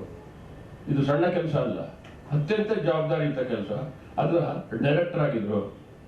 ನಾಟಕ ಅಕಾಡೆಮಿಯ, ಕರ್ನಾಟಕ ನಾಟಕ ಅಕಾಡೆಮಿಯ, ನನಗದು ಜ್ಞಾಪಿಸ್ಕೊಂಡ್ರೆ ನನಗೆ ಮುಜುಗರ ಆಗುತ್ತೆ. ಗಿರೀಶ್ ಕಾರ್ನಾಡ್ ಚೇರ್ಮನ್ ಆಗಿದ್ದ ಅಕಾಡೆಮಿಗೆ ನಾನು ಚೇರ್ಮನ್ ಆಗಿದ್ದೆ ಅಂತ ಹೇಳ್ಕೊಂಡು ಬಾಯಿ ಬರಲ್ಲ. ಯಾಕಂದ್ರೆ ಗಿರೀಶ್ ಕಾರ್ನಾಡ್ ಕುಳಿತಿದ್ದ ಜಾಗಕ್ಕೆ ನಾನು ಕುಳಿತುಕೊಂಡೆ ಅಂತ ಹೇಳಿದಾಗ ನಾನೇ ಸಂಕೋಚ ಪಡ್ತೀನಿ. ಅಲ್ಲೂ ಕೂಡ ಒಂದು ಪ್ರಸಂಗ ಇದೆ. 78ರಿಂದ 80 ಆರಂಭದಲ್ಲಿ ನಮಗೆ ಮುಖ್ಯಮಂತ್ರಿಗಳಾಗಿದ್ರು ಅಂದ್ರೆ ಗುಂಡೂರಾವ್ ಅವರು ಒಂದು ಅತ್ಯಂತ ಪ್ರೀತಿಯ ಗೌರವದ ಪತ್ರ ಬರೆದು, ಸನ್ಮಾನ್ಯ ಶ್ರೀ ಗಿರೀಶ್ ಕಾರ್ನಾಡರವರೇ, ನಮ್ಮ ಆಹ್ವಾನವನ್ನು ಮನ್ನಿಸಿ ತಾವು ಕರ್ನಾಟಕ ನಾಟಕ ಅಕಾಡೆಮಿಯ ಅಧ್ಯಕ್ಷರಾಗಲು ಒಪ್ಪಿದ್ದಕ್ಕೆ ತಮಗೆ ಧನ್ಯವಾದಗಳು. ತಮ್ಮ ನೇತೃತ್ವದಲ್ಲಿ ಈ ರಂಗಭೂಮಿಯ ಕೆಲಸ ಹೆಚ್ಚು ಸಕ್ರಿಯವಾಗಿ ನಡೀಲಿ ಎಂದು ಆಶಿಸುತ್ತೇನೆ. ಒಳ್ಳೆಯದಾಗಲಿ. ನೆಕ್ಸ್ಟ್ ಲೈನು, ಈ ಮತ್ತೊಂದು ಕೋರಿಕೆ ತಮ್ಮಲ್ಲಿದೆ. ನನಗೆ ಗೊತ್ತಿರುವ ಕೃಷ್ಣಸ್ವಾಮಿ, ಯಾವುದೋ ಹೆಸರು ಮಾಡ್ತಾ ಇದ್ರು, ಕೃಷ್ಣಸ್ವಾಮಿ ನಮಗೆ ಹತ್ತಿರ, ನಮಗೆ ಬೇಕಾದವರು. ಇವರು ರಂಗಭೂಮಿಯಲ್ಲಿ ಸೇವೆ ಸಲ್ಲಿಸಿದ್ದಾರೆ. ದಯಮಾಡಿ ಈ ವರ್ಷ ನಾಟಕ ಅಕಾಡೆಮಿಯ ಕೊಡುವ ಈ ಪ್ರಶಸ್ತಿಯನ್ನು ಇವರಿಗೆ ಕೊಡಬೇಕೆಂದು ಕೋರುತ್ತೇನೆ. ವಂದನೆಗಳು ಅಂತ ಇತ್ತು. ನಿಮಗೆ ಗೊತ್ತಿಲ್ಲದಿರೋ ವಿಷಯ, ಗಿರೀಶ್ ಕಾರ್ನಾಡ್ ಎಂದು ತಮ್ಮ ಉತ್ತರವನ್ನ ಟೈಪ್ ಮಾಡಿಸ್ತಿರ್ಲಿಲ್ಲ. ಮತ್ತೇನ್ ಮಾಡ್ತಾ ಇದ್ರು, ಬಹಳ ಅದ್ಭುತವಾದ ಹ್ಯಾಂಡ್ ರೈಟಿಂಗು. ಅವರೇ ಒಂದು ಲೆಟರ್ ಇಟ್ಕೊಂಡು ಆ ಪತ್ರ ಬಂತಲ್ಲ, ಪತ್ರ ಬರೆದ 3 ನಿಮಿಷ 30 ಸೆಕೆಂಡಲ್ಲಿ ಉತ್ತರ ರೆಡಿ ಆಗಿತ್ತು. ಬರೆದು, ನಿಮ್ಮ ಪತ್ರಕ್ಕೆ ನೀವು ಅಭಿನಂದನೆಗೆ ಧನ್ಯವಾದಗಳು. ಆದರೆ ತಮಗೆ ಒಂದು ವಿಷಯ ಹೇಳಬೇಕು. ಏನು ಅಂತಂದ್ರೆ, ಇಲ್ಲಿ ಅಕಾಡೆಮಿ ಅಧ್ಯಕ್ಷ ಸ್ಥಾನದಲ್ಲಿ ಯಾವುದೇ ತೀರ್ಮಾನ ಮಾಡುವ ಅಧಿಕಾರ ನನಗಿಲ್ಲ. ಎಲ್ಲವನ್ನೂ ಸಾಂಘಿಕವಾಗಿ ಸಭೆಯಲ್ಲಿ ಚರ್ಚಿಸಿ ತೀರ್ಮಾನ ಮಾಡಲಾಗುತ್ತದೆ. ಹಾಗಾಗಿ ಈ ಪ್ರಶಸ್ತಿಯನ್ನು ನಾನು ಕೊಡುತ್ತೇನೆ ಎಂಬ ಭರವಸೆ ನೀಡಲು ಸಾಧ್ಯವಿಲ್ಲ. ಒಂದು ವೇಳೆ ನೀವು ಕೊಡಲೇಬೇಕೆಂದು ಇಚ್ಛಿಸಿದ್ದರೆ ಜೊತೆಯಲ್ಲೇ ನನ್ನ ರಾಜೀನಾಮೆ ಪತ್ರ ಇಟ್ಟಿದ್ದೇನೆ, ದಯವಿಟ್ಟು ಒಪ್ಪಿಕೊಳ್ಳಿ. ದಯವಿಟ್ಟು ಇನ್ನೊಬ್ಬ ಮನುಷ್ಯನ್ ತೋರಿಸ್ರಿ. ನಮ್ಮ ಜೀವನ ಎಲ್ಲ ದರಿದ್ರ. ಆ ಮಿನಿಸ್ಟರ್ ಹತ್ರ ಹೋಗಿದ್ವಿ, ಈ ಚೀಫ್ ಮಿನಿಸ್ಟರ್ ಹತ್ರ ಹೋಗಿದ್ವಿ, ಆ MLA ಕಳೆದೇ ಹೊರತು ಒಂದು ಪ್ರಶಸ್ತಿ ಕೊಡಿ ಅಂತಂದ್ರೆ ನಾನು ಕೊಡಲ್ಲ. ಅದನ್ನ ಡಿಸೈಡ್ ಮಾಡ್ಬೇಕಾದ್ರು ಅವರು, ಎಂಟೈರ್ ಅಕಾಡೆಮಿ ಅವ್ರು ಡಿಸೈಡ್ ಮಾಡಿದ್ರೆ ಪರವಾಗಿಲ್ಲ. ನೀವು ಕೊಡಬೇಕು ತಕ್ಕ ನಾನು ಈ ಮೂಲಕ ರಾಜೀನಾಮೆ ಕೊಡುತ್ತಿದ್ದೇನೆ ಅಂತ ಲೆಟರ್ ಕೂಡ ಬರೆದು ಅಟ್ಯಾಚ್ ಮಾಡಿ ಕಳಿಸ್ಕೊಡ್ತಾರೆ. ಇದು ಗಿರೀಶ್ ಕಾರ್ನಾಡ್. ದಯವಿಟ್ಟು ಚೆಕ್ ಮಾಡಿ ಇದ್ರೆ ಇನ್ಯಾರು ರಾಜೀನಾಮೆ ಕೊಟ್ಟಿದ್ರು ಅಂತ ನೋಡಿ. ಸಂಗೀತ ನಾಟಕ ಅಕಾಡೆಮಿ, ದೆಹಲಿಯ ಸಂಗೀತ ನಾಟಕ ಅಕಾಡೆಮಿ ಅಧ್ಯಕ್ಷರಾಗಿದ್ದರು 88ರಿಂದ 93ರವರೆಗೆ. 5 ವರ್ಷಕ್ಕೆ ಅಲ್ಲಿ ಅಕಾಡೆಮಿ ಅಧ್ಯಕ್ಷರಾಗಿರ್ತಾರೆ. 5 ವರ್ಷವೂ ಪೂರ್ಣಾವಧಿಗಿದ್ರು. ಪ್ರತಿ ವರ್ಷ ಸಮಿತಿ ಯಾರಿಗೆ ತೀರ್ಮಾನ ಮಾಡುತ್ತೋ ಪ್ರಶಸ್ತಿಗೆ ಅವ್ರಿಗೆ ಪತ್ರ ಬರೀಬೇಕು. ಏನು ನಿಮಗೆ ಪ್ರಶಸ್ತಿ ಕೊಟ್ಟಿದ್ದೇವೆ ಅದೆಲ್ಲ. ತಾತನ ಕಾಲದಿಂದ ಒಂದು ಪ್ಯಾಟರ್ನ್ ಇದೆ. ಅದನ್ನ ನೋಡ್ಕೊಂಡು ರಾಮಯ್ಯನ ಬದಲು ಕಾಳಯ್ಯ ಅಂತ ಬರೀತಾರೆ, ಕಾಳಯ್ಯನ ಬದಲು ಕಪ್ಪಣ್ಣ ಅಂತ ಹಾಕ್ತಿರ್ತಾರೆ. ಬಟ್ ಟೈಪ್ ಮಾಡ್ಕೊಂಡು ಕಳಿಸ್ತಾರೆ. ಗಿರೀಶ್ 5 ವರ್ಷ ಆ ಪ್ರಶಸ್ತಿ ವಿಜೇತರ ಸ್ವಹಸ್ತಾಕ್ಷರದಲ್ಲೇ ಪತ್ರ ಬರೆದು ತಿಳಿಸಿ ದಯವಿಟ್ಟು ಬನ್ನಿ ಅಂತ ಕೋರ್ಕೊಂಡ ಒಂದು ಸತ್ಸಂಪ್ರದಾಯ ಶುರು ಮಾಡಿದವರು ಗಿರೀಶ್ ಕಾರ್ನಾಡ್. ನಾನೊಮ್ಮೆ ಕೋರ್ಕೊಂಡೆ. ಬೆಂಗಳೂರಿನಲ್ಲಿ ಒಂದು ಸಾರಿ ಸಂಗೀತ ನಾಟಕ ಅಕಾಡೆಮಿಯ ಪ್ರಶಸ್ತಿ ಪ್ರತಿ ವರ್ಷ ಅಲ್ಲೇ ಆಗುತ್ತೆ. ಆ ಸಂಗೀತ ನಾಟಕ ಅಕಾಡೆಮಿ ಪ್ರಶಸ್ತಿ ರಾಷ್ಟ್ರಪತಿಗಳೇ ಕೊಡಬೇಕು ಅನ್ನೋ ನಿಯಮ ಇದೆ. ಸೊ ಅವರೇ ಬರಬೇಕಾಗಿರೋದ್ರಿಂದ ಅದು ಡೆಲ್ಲಿಲೇ ಆಗುತ್ತೆ, ಬೇರೆ ಕಡೆ ಬರಲ್ಲ. ಗಿರೀಶ್ ಹೇಳಿದೆ, ರಾಷ್ಟ್ರಪತಿಗಳಿಗೆ ಏನು ನಡ್ಕೊಂಬರ್ಬೇಕಾ ಓಡ್ಕೊಂಬರ್ಬೇಕಾ? ಅವ್ರು ಎಲ್ಲಿ ಬಂದ್ರು ಹೆಲಿಕಾಪ್ಟರ್, ಪ್ಲೇನ್ ಏನೋ ಇರುತ್ತೆ. ಬೆಂಗಳೂರು ಒಂದು ಸಾರಿ ಮಾಡಿಸಿ ನೋಡ್ಬೋದು ಅಂತ. ಅದೇ ರೀತಿ ಕೊನೆ ವರ್ಷ ಮಾಡಿದ್ರು. ಬಂದಾಗ ಆಗ್ಲೂ ಸಹ ಎಲ್ರಿಗೂ ಅವರ ಹ್ಯಾಂಡ್ ರೈಟಿಂಗ್ ಲೆಟರು ಮತ್ತೊಂದು ಅಷ್ಟೇ ಅಲ್ಲ, ಅವರು 2 ದಿನ ನನ್ನ ಕೈಲಿ ಕೆಲಸ ಮಾಡಿಸಿದ್ದೇನು ಅಂತಂದ್ರೆ, ಅಪ್ಪಣ್ಣ ಏರ್ಪೋರ್ಟ್ನಿಂದ ಕರೆಕ್ಟಾಗಿ ಎಷ್ಟು ನಿಮಿಷ ತಗೊಂಡ್ಬರುತ್ತೆ ಬನ್ನಿ ನಾವು ಚೆಕ್ ಮಾಡ್ಕೊಂಡ್ಬರೋಣ. ಅದ್ಯಾರೋ ಗೆಸ್ಟ್ ಹೌಸ್ ಅಲ್ಲಿಂದ ಇಲ್ಲಿಗೆ ಎಷ್ಟು ನಿಮಿಷ ಆಗುತ್ತೆ ಅಂದ್ರೆ ಎಷ್ಟು ಕರಾರುವಾಕಾಗಿ ಪ್ಲಾನ್ ಮಾಡ್ತಾ ಇದ್ರು ಅಂದ್ರೆ, ನಾನು ಅವಾಗವಾಗ ಹತ್ರ ಬಯಸ್ಕೊಂಡಿದ್ದೇನೆ ಅಂದ್ರೆ ನನಗೂ ಈ ಗಡಿಯಾರಕ್ಕೂ ಅಷ್ಟು ಸಂಬಂಧ ಇಲ್ಲ. ನನ್ನ ಕ್ಯಾಲೆಂಡರ್ ಜಾಸ್ತಿ ನೋಡ್ತಾ ಇದೆ. ಗಿರೀಶ್ ಕಾರ್ನಾಡ್ ಆ ಗಡಿಯಾರದಲ್ಲಿ ಸೆಕೆಂಡ್ ಕೂಡ ಬಹಳ ನೋಡ್ತಾ ಇದ್ರು. ಸೊ ಅದೇನೋ ಹೇಳೋರು ಕಪಣ, ಏನು ಹಿಂದೆ ಮುಂದೆ ನೋಡ್ತಿರ್ಲಿಲ್ಲ, ಎಲ್ಲರ ಮುಂದೆ ಬೈತಾ ಇದ್ರು, ಸ್ವಲ್ಪ ಲೇಟ್ ಆದ್ರೆ ಮಾಡಿದ್ರೆ. ಅಂತಹ ಒಂದು ಶಿಸ್ತ ಇದ್ದ ಮನುಷ್ಯ ಗಿರೀಶ್ ಕಾರ್ನಾಡ್.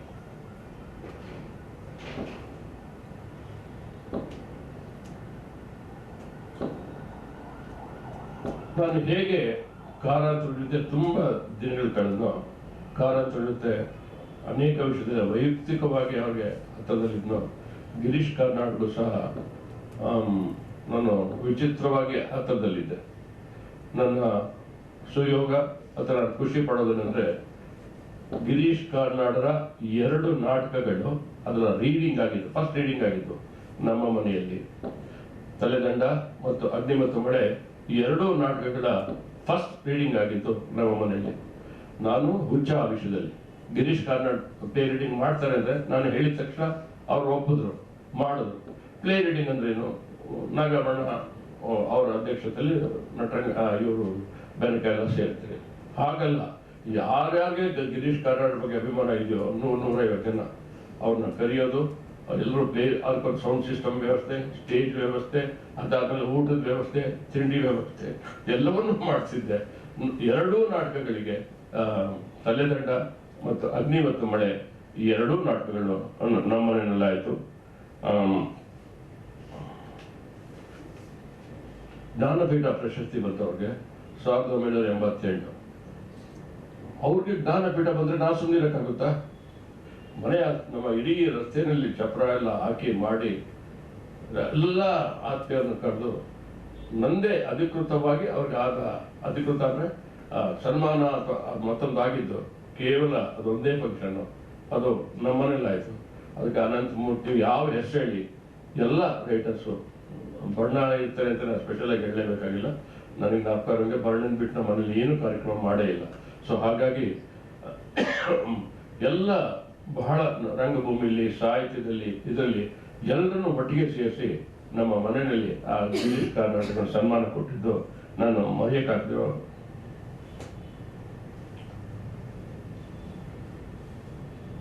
ಗಿರೀಶ್ ಕಾರ್ನಾಡ್ಗೆ ಒಡಕಲು ಬಿಂಬ ನಾಟಕ, ಅದಕ್ಕೆ ಕಪಟ. ನಮ್ಮ ಎಲ್ಲ ಮಹಿಳಾ ಲೇಖಕರನ್ನ ಇಲ್ಲಿ ಬಂದು ಆ ನಾಟಕ ನೋಡೋ ಥರ ಮಾಡ್ಬೇಕಲ್ಲ, ಅದಕ್ಕೆ ಬೇರೆ ಉದ್ದೇಶ ಆಯ್ತು. ಅವ್ರ ಪ್ರಚಾರಕ್ಕೋಸ್ಕರ ಅದನ್ನು ಮಾಡಿತ್ತು. ಆ ನಾಟಕ ಏನ್ ಬರೆದ್ರು ಅಲ್ಲಿ ಮಹಿಳಾ ರೈಟರ್ಸ್ ಸಂಬಂಧಪಟ್ಟಾಗ ಅದನ್ನು ಮಾಡ್ತಾ ಇರೋದ್ರಿಂದ ಅದನ್ನು ಮಾಡಬೇಕು ಅಂತ ಬಿಟ್ಟು. ಸೊ ನಾಟಕ ಅಲ್ಲಿಂದ ಎಲ್ಲರನ್ನು ಮನೆಗೂ. ಪಂಜಾಬ್ನಿಂದ ನೀಲಂ ಮಾನ್ ಸಿಂಗ್ ಆ ತಂಡ ನಾಗಮಂಡಲ ಪಂಜಾಬಿನಲ್ಲಿ ಮಾಡಿದ್ರು. ಇಡೀ ನಾಟಕವನ್ನ ರಂಗಶಂಕರದಲ್ಲಿ ಮಾಡಿಸಿದ್ವಿ. ಆ ತಂಡ ಇಲ್ಲಿ ಕರ್ನಾಟಕದಲ್ಲಿ 8 ಕಡೆ ಬೇರೆ ಬೇರೆ ಕಡೆ ಪ್ರದರ್ಶನ ಮಾಡೋ ತನ್ನ ವ್ಯವಸ್ಥೆ ಮಾಡಿದ್ವಿ. ಅದರ ಮುಕ್ತಾಯ ಆ ತಂಡ ಮತ್ತು ಗಿರೀಶ್ ಕಾರ್ನಾಡ್ ಎಲ್ಲರೂ ನಮ್ಮ ಮನೆಯಲ್ಲಿ ಪಾರ್ಟಿ ಮಾಡಿದ್ರು. ಆ ನಮ್ಮ ಮನೆ ರಸ್ತೆ ಇದೆಯಲ್ಲ, ಅದಕ್ಕೆ ಗಿರೀಶ್ ಕಾರ್ನಾಡ್ ರಸ್ತೆ ಅಂತ ಹೆಸರಿಡ್ಬೇಕು ಅನ್ನೋ ಗೊತ್ತಿಲ್ಲ. ಯಾಕೆಂದ್ರೆ ಅವತ್ತು ರಸ್ತೆಯಲ್ಲಿ ಗಿರೀಶ್ ಕಾರ್ನಾಡ್ ಸಂತೋಷದಿಂದ ಡ್ಯಾನ್ಸ್ ಮಾಡಿದ್ದು ಬಹಳ ಅಪರೂಪದ ದೃಶ್ಯ. ಯಾವ್ದು ಅಶೋಕ ಹೋಟೆಲ್, ಅದು 5 ಸ್ಟಾರ್ ಹೋಟೆಲ್ ಅಲ್ಲ, ಆ ಆರ್ಟಿಸ್ಟ್ ಜೊತೆ ಫ್ರೀಯಾಗಿ ಮಿಕ್ಸ್ ಮಾಡಿದ್ದು ಅಷ್ಟೇ ಅಲ್ಲ, ಅವರು ಸಂತೋಷವಾಗಿ ಡ್ಯಾನ್ಸ್ ಮಾಡ್ತಾ ಇದ್ದಿದ್ದನ್ನ ನಾನು ಅವತ್ತೇ ಫಸ್ಟ್ ಮಾಡಿದ್ದು. ಎಲ್ಲಿ ಅಂತಂದ್ರೆ ರಸ್ತೆಯಲ್ಲಿ.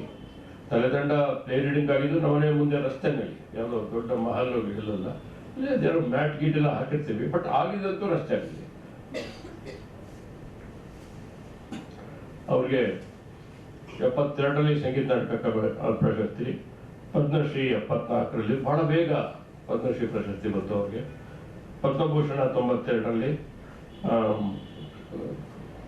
ಸಾಹಿತ್ಯ ಪರಿಷತ್ 92ರಲ್ಲಿ, ಕೇಂದ್ರ ಸಾಹಿತ್ಯ ಅಕಾಡೆಮಿ 94ರಲ್ಲಿ, ಜ್ಞಾನಪೀಠ ಅವಾರ್ಡ್ 98ರಲ್ಲಿ, ಅಷ್ಟೇ ಶ್ರೇಷ್ಠವಾದ ಮಹತ್ವದ ಮತ್ತೊಂದು ಪ್ರಶಸ್ತಿ ಕಾಳಿದಾಸ್ ಸಮ್ಮಾನ್ 98, ರಾಜ್ಯೋತ್ಸವ, ಸದರ್ನ್ ಕ್ಯಾಲಿಫೋರ್ನಿಯಾ ಯೂನಿವರ್ಸಿಟಿಯ ಆನರರಿ ಡಾಕ್ಟರೇಟ್.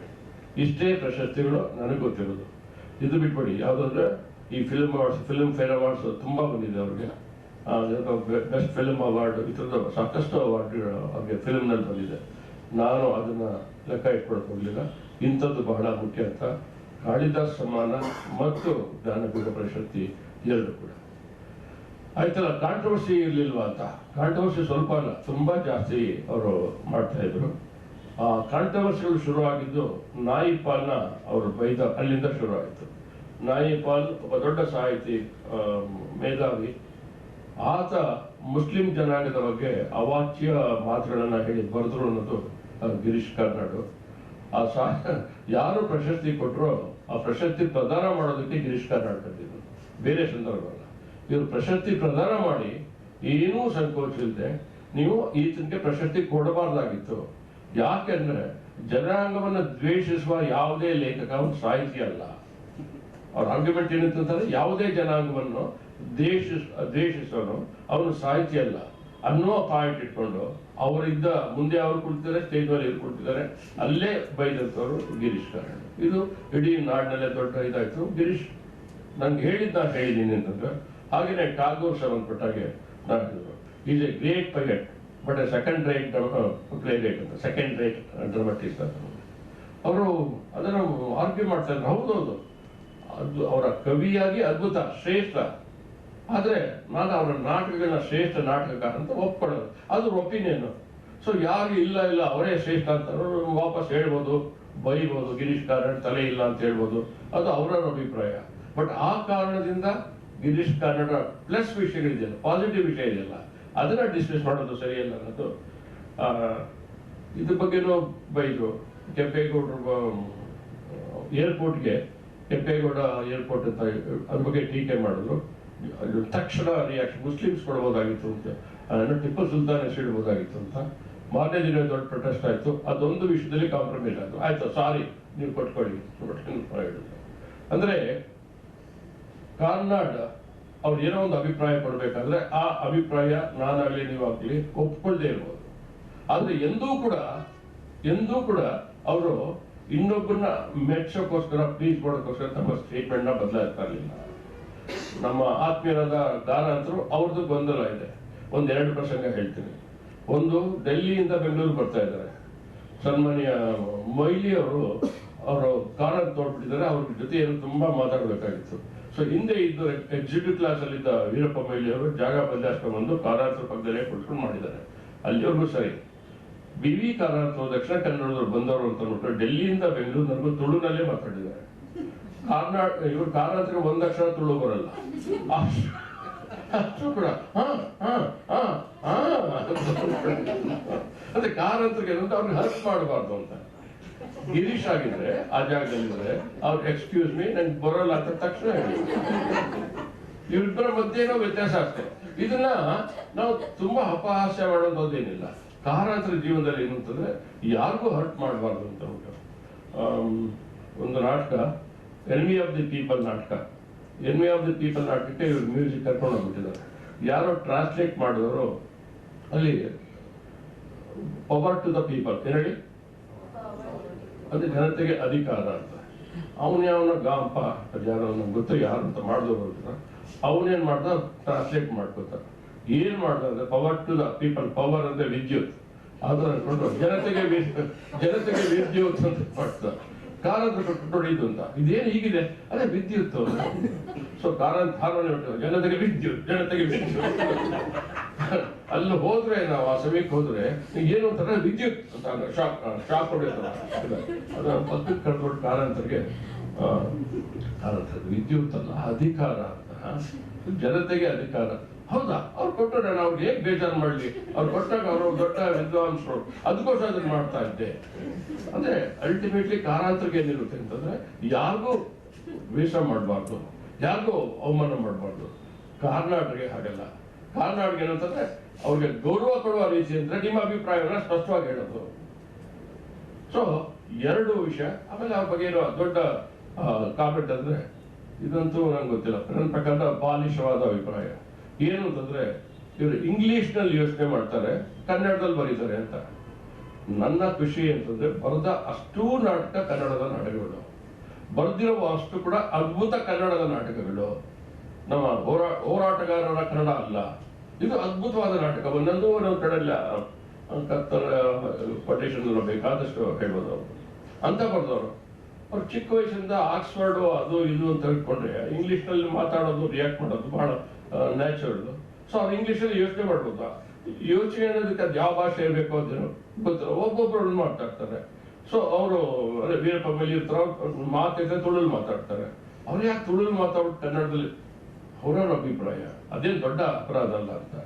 ಎರಡನೇದು ಇದ್ರ ಬಗ್ಗೆನೂ ಅಷ್ಟೇ, ಯಾವುದು ಅವರು ಯಾವುದು ಪ್ರದರ್ಶನ ಮಾಡಿದ್ರು ಮಾಡಿದ್ರು, ಅವರ ಅಭಿಪ್ರಾಯ ಹೇಳಿದರೆ ನೀವು ಒಪ್ಕೋಬೇಡಿ, ಅದಕ್ಕೆ ಟೀಕೆ ಮಾಡಿ ಅದನ್ನ ಇಲ್ಲ ತಪ್ಪು ಅಂತ ಹೇಳಿ ಅದಷ್ಟು ಸರಿ. ಆದ್ರೆ ನನ್ನ ಪಾಯಿಂಟ್ ಏನು ಅಂತಂದ್ರೆ ನಾಟಕಕ್ಕೆ ಮಿಕ್ಸ್ ಮಾಡಬೇಡಿ, ಅವ್ರು ಬರೆದ ನಾಟಕದ ಬಗ್ಗೆ ಕೆಟ್ಟ ಮಾತಾಡಬೇಡಿ.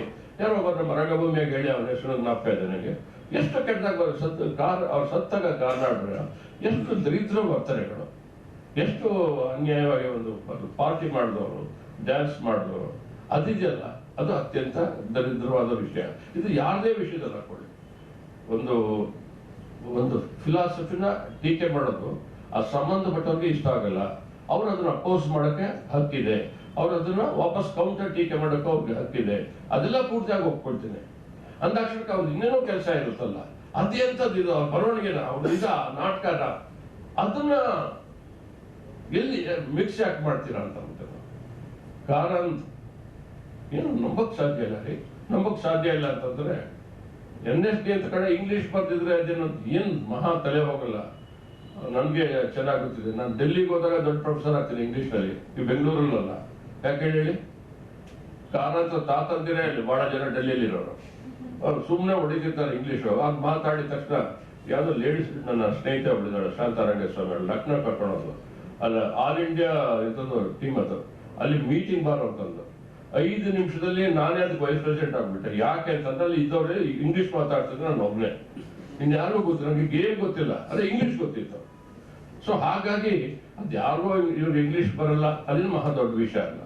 ಕಾರಣಾಂತರ ಆ ಥರದ್ದಲ್ಲ, ಅವ್ರಿಗೇನಾದ್ರು ಒಂದು ಕಾನ್ಸ್ಟೆಂಟ್ ಇದಿರಲ್ಲ, ನನಗೆ ಇದೇ ಥರ ನನ್ನ ಹೆಜ್ಜೆ ಇಡಬೇಕು, ನನಗೆ ಹೀಗೆ ನಾಟಕ ಮಾಡ್ತೀನಿ, ನನಗೆ ಹೀಗೆ ಥಿಯೇಟರ್ ಮಾಡ್ಬೇಕಾಗಿಲ್ಲ. ಕಾರಣಾಂತರು ತುಂಬಾ ದೊಡ್ಡ ಮನುಷ್ಯ ಆಗಿರಬೇಕು. ಒಂದೇ ಒಂದು ಕಾರಣ ಅಂದ್ರೆ ಅವ್ರು ಎಂದು ಮಾಡಿದ್ದೆಲ್ಲ ಯಶಸ್ಸು ಕಾಣಬೇಕು ಅಂತ ಎಂದು ಅನ್ಕೊಳ್ಳೋದ ಏಕೈಕ ನಿರ್ದೇಶಕ ಡಿ ವಿ ಕಾರಂತ್. ಒಂದು ನಾಟಕ ಮಾಡ್ತಾರೆ, ನಾಟಕ ಸರಿಯಾಗಿ ಆಗ್ಲಿಲ್ಲ, ನೀವು ಯಾರೋ ಬ್ಯಾಕ್ಸ್ಟರ್ ಸರ್ ಇದು ಯಾಕೋ ಆಗ್ಲಿಲ್ಲ ಅಲ್ವಾ, ಇಲ್ಲ ಅದಾಗ್ಲಿಲ್ಲ, ಅದು ಈಸಿನಲ್ಲ ನಾಟಕನೇ ಸರಿ ಆಗ್ಲಿಲ್ಲ ಅಂದ್ರೆ ನಿಮ್ಮ ಮಾತನ್ನ ಒಪ್ಕೊಳ್ತಾರೆ, ನಿಮ್ ಜೊತೆ ಜಗಳ ಆಡಲ್ಲ. ಅಂದ್ರೆ ಯಾರು ಕೂಡ, ನನ್ನ ಇನ್ನೊಬ್ಬ ಗೆಳೆಯ ಇದ್ದ ನಾಗೇಶ್, ಅವನು ಏನ್ ಮಾಡ್ತಿದ್ದ, ನಾಟಕ ನಡೀತಾ ಇತ್ತು, ಅರ್ಧಿಗೆ ನಿಂತೋಯ್ತು, ಅಂದ್ರೆ ಯಾವನೋ ಮರ್ತನೋ ಏನೋ ನಿಂತೋಯ್ತು. ನಂಗೆ ಅವ್ರು ನಾನು ನಾಟಕಕ್ಕೆ ಹೋಗಿಲ್ಲ, ಮಾರ್ದಿನ ಕೇಳಿದ್ರೆ ತುಂಬಾ ಚೆನ್ನಾಗಾಯ್ತು, ಅದು ಏನ್ ಮಾಡಿದ್ವಿ ಜನಕ್ಕೆ ಅರ್ಥ ಆಗಲ್ಲ ಅಂತ ಇಂಟರ್ವ್ಯೂಲ್ ಅಲ್ಲಿ ನಿಲ್ಲಿಸ್ಬಿಟ್ವಿ ಅಂತ ಏನು ಅಂತ. ಕಾರಂತರ ಏನಂದ್ರೆ ಬಹಳ ಪ್ರಾಮಾಣಿಕ ಬಂದ್ಬಿಟ್ಟು ತಾವು ಮಾಡಿದ ನಾಟಕದ ಬಗ್ಗೆ, ತಾವು ಮಾಡಿದ ಕೆಲಸದ ಬಗ್ಗೆ, ಅದು ಏನಾಯ್ತು ಅನ್ನೋದ್ರ ಬಗ್ಗೆ ಅವರೇನೆ ಬಂದು ಹೇಳ್ತಾ ಇದ್ರು, ಇಲ್ಲ ಅದು ನಾವು ಸರಿ ಮಾಡ್ಲಿಲ್ಲ, ಅದಕ್ಕೆ ಸರಿಯಾಗಿ ಒಂದು ಕಾರಣನೂ ಹೇಳೋರು. ಬಟ್ ಫಸ್ಟ್ ಹೇಳೋರು ಏನು ಅಂತಂದ್ರೆ, ಇಲ್ಲ ಈ ನಾಟಕ ಸರಿ ಆಗ್ಲಿಲ್ಲ ಅಂತ.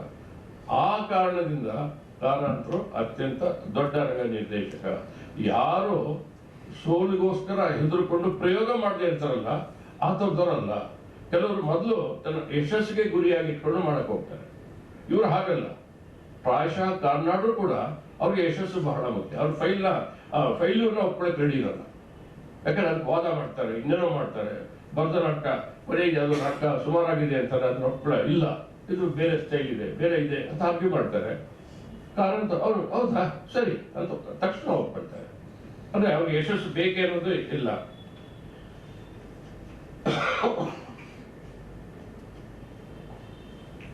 ಅದೇ ಆ ಸ್ಕಾಲರ್ಶಿಪ್ ಕೂಡ, ಇಷ್ಟು ಸ್ಕಾಲರ್ಶಿಪ್ ಪಡೆದ ಇನ್ನೊಬ್ಬ ವಿದ್ವಾಂಸ ಇಲ್ಲ.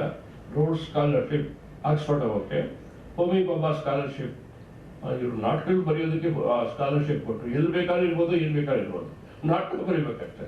ಅದಕ್ಕೊಂದು ಅದ್ಭುತವಾದ international scholarship, full right scholar. ಅವರ ನಾಗಮಂಡಲ ನಾಟಕ ಶಿಕಾಗೋಲಿ ಗೋತ್ರೆ ಥಿಯೇಟರ್ ಅಲ್ಲಿ ಮೊದಲ ಪ್ರದರ್ಶನ ಕಂಡಿದ್ದು ಕೂಡ ಒಂದು ವಿಶ್ವದ ವರ್ಲ್ಡ್ ಪ್ರೀಮಿಯರ್ ಶೋ ಅಂತ ಅಂದ್ಬಿಟ್ಟು ಅಲ್ಲಿ ಆಯ್ತು ಶಿಕಾಗೋದಲ್ಲಿ ಅವರಿದ್ದಾಗ. ಅದು ಕೂಡ ಈ ಸ್ಕಾಲರ್ಶಿಪ್ ಇಂದ ಆಯಿತು.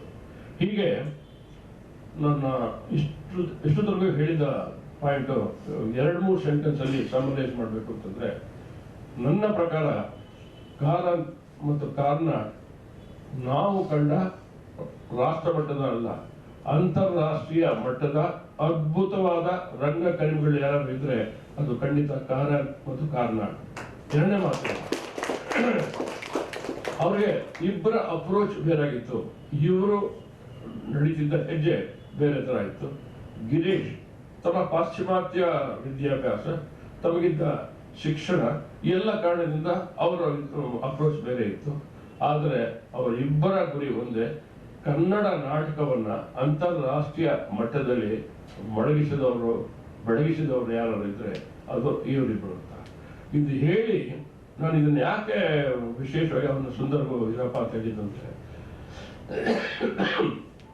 ಒಂಥರ ಬೀಟ ಪಡ್ಕೋಬೇಕಾಗಿಲ್ಲ ಬರಣ. ನಾವು ಪ್ರತಿ ವರ್ಷ ಕಾರಾಂತರ ತಿಥಿ ಮಾಡೋದು ಬಿಟ್ಬೋಣ. ಕಾರಾಂತರ ಉಳಿಸೋದು ಹೇಗೆ? ಕಾರಾಂತರ ಹೆಸರಿನಲ್ಲಿ ನಾವು ಏನಾದ್ರು ಮಾಡ್ಬೇಕು. ಇಲ್ದ್ರೆ ಪ್ರತಿ ವರ್ಷನೂ ಇದು ಮಾಡಿದ್ದೆ, ಕಾರಾಂತ ಹಾಕಿದ್ರು, ಕಾರಾಂತರ ಹೀಗಂದು ಆಯ್ತದು. ನಿನ್ನ ಜೊತೆಲಿ ಯಾರಿದ್ದಾರೋ ಟೀಮ್ನಲ್ಲಿ ಅವರೆಲ್ಲರೂ ಕಾರಾಂತರ ಬಗ್ಗೆ ಗೊತ್ತಾಗಿದೆ. ಈ ವರ್ಷ ಕಾರ್ನಾಡ್ ಬಗ್ಗೆನೂ ಮಾಡಿದ್ದೀರಿ, ಕಾರ್ನಾಡ್ ಬಗ್ಗೆನೂ ಹಂಚೋದು ಎಲ್ರಿಗೂ ಗೊತ್ತಿದೆ. ಮುಂದೆ ಕಾರಾಂತ ಉಳಿಸೋದು ಅಂತಂದ್ರೆ ಕಾರಾಂತರ ಆಶಯವನ್ನ, ಕಾರಾಂತರ ಗುರಿಯನ್ನ, ಕಾರಾಂತರ ಧ್ಯೇಯವನ್ನ ಉಳಿಸೋದು ಹೇಗೆ ಅನ್ನೋದ್ರ ಬಗ್ಗೆ ನೀವು ಮಾಡಬೇಕು. ನಿಮ್ ಕೈಲೇ ಸಾಧ್ಯ. ನೀವು ಮಾಡಲಿಲ್ಲ ಅಂತಂದ್ರೆ ಈಗಾಗಲೇ ಸತ್ತಿರುವ ಕಾರಾಂತರು ಪೂರ್ಣವಾಗಿ ಸಾಯ್ತಾರೆ ಅಂತ ನನ್ನ ಅನಿಸಿಕೆ. ಅದಕ್ಕೆ ಹಾಗಾಗಿ ನಿಮ್ಗೊಂದು ಕಂಕಣ ಇದು ಏನು ಅಂತಂದ್ರೆ ಕಾರಾಂತರು ಉಳ್ಕೊಳ್ಬೇಕು. ಇದೆಲ್ಲ ಬಿಡಿ, ನಾವು ಮಾಡೋ ತಮಾಷೆ, ಹಾಗಂದ್ರು ಹೀಗಂದ್ರು, ಜನತೆಗೆ ವಿದ್ಯುತ್, ಇದೆಲ್ಲ ಯಾವುದೋ ಒಂದು ಪ್ರಸಂಗ ಆಗಿರುತ್ತೆ, ಆ ಕ್ಷಣದಲ್ಲಿ ಹೇಳ್ತೀವಿ, ನೀವು ನಕ್ಕಿರ್ತೀರ ಅಷ್ಟೇ. ಅದೇ ಅವರ ಕೆಲಸವನ್ನು ನೋಡಿ, ಅದು ಬಹಳ ಮುಖ್ಯ. ರಂಗಗೀತೆ ಹಾಕೊಳ್ಳಿ, ಪ್ರದಕ್ಷಿಣೆ, ಪ್ರತಿಯೊಂದು ಕೂಡ ಟಾಪ್ ಕ್ಲಾಸ್. ಪ್ರಪಂಚದಲ್ಲಿ ಆ ಥರ ಮಾಡೇ ಇಲ್ಲ ಅಂತಹ ಕೆಲಸಗಳನ್ನ ಇವರಿಬ್ರು ಮಾಡಿದ್ದಾರೆ. ನಮಸ್ಕಾರ.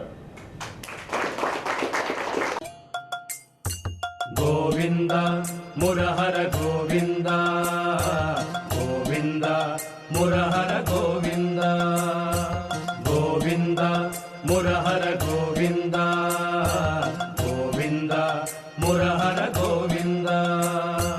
ಮೂಲೋಕದಯ್ಯ ದೇವಾನೆ ಜಿಯ, ಮೂಲೋಕದಯ್ಯ ದೇವಾನೆ ಜಿಯ, ಸೋಲಿಸಬೇಡ ಗೆಲಿಸಯ್ಯ, ಸೋಲಿಸಬೇಡ ಗೆಲಿಸಯ್ಯ.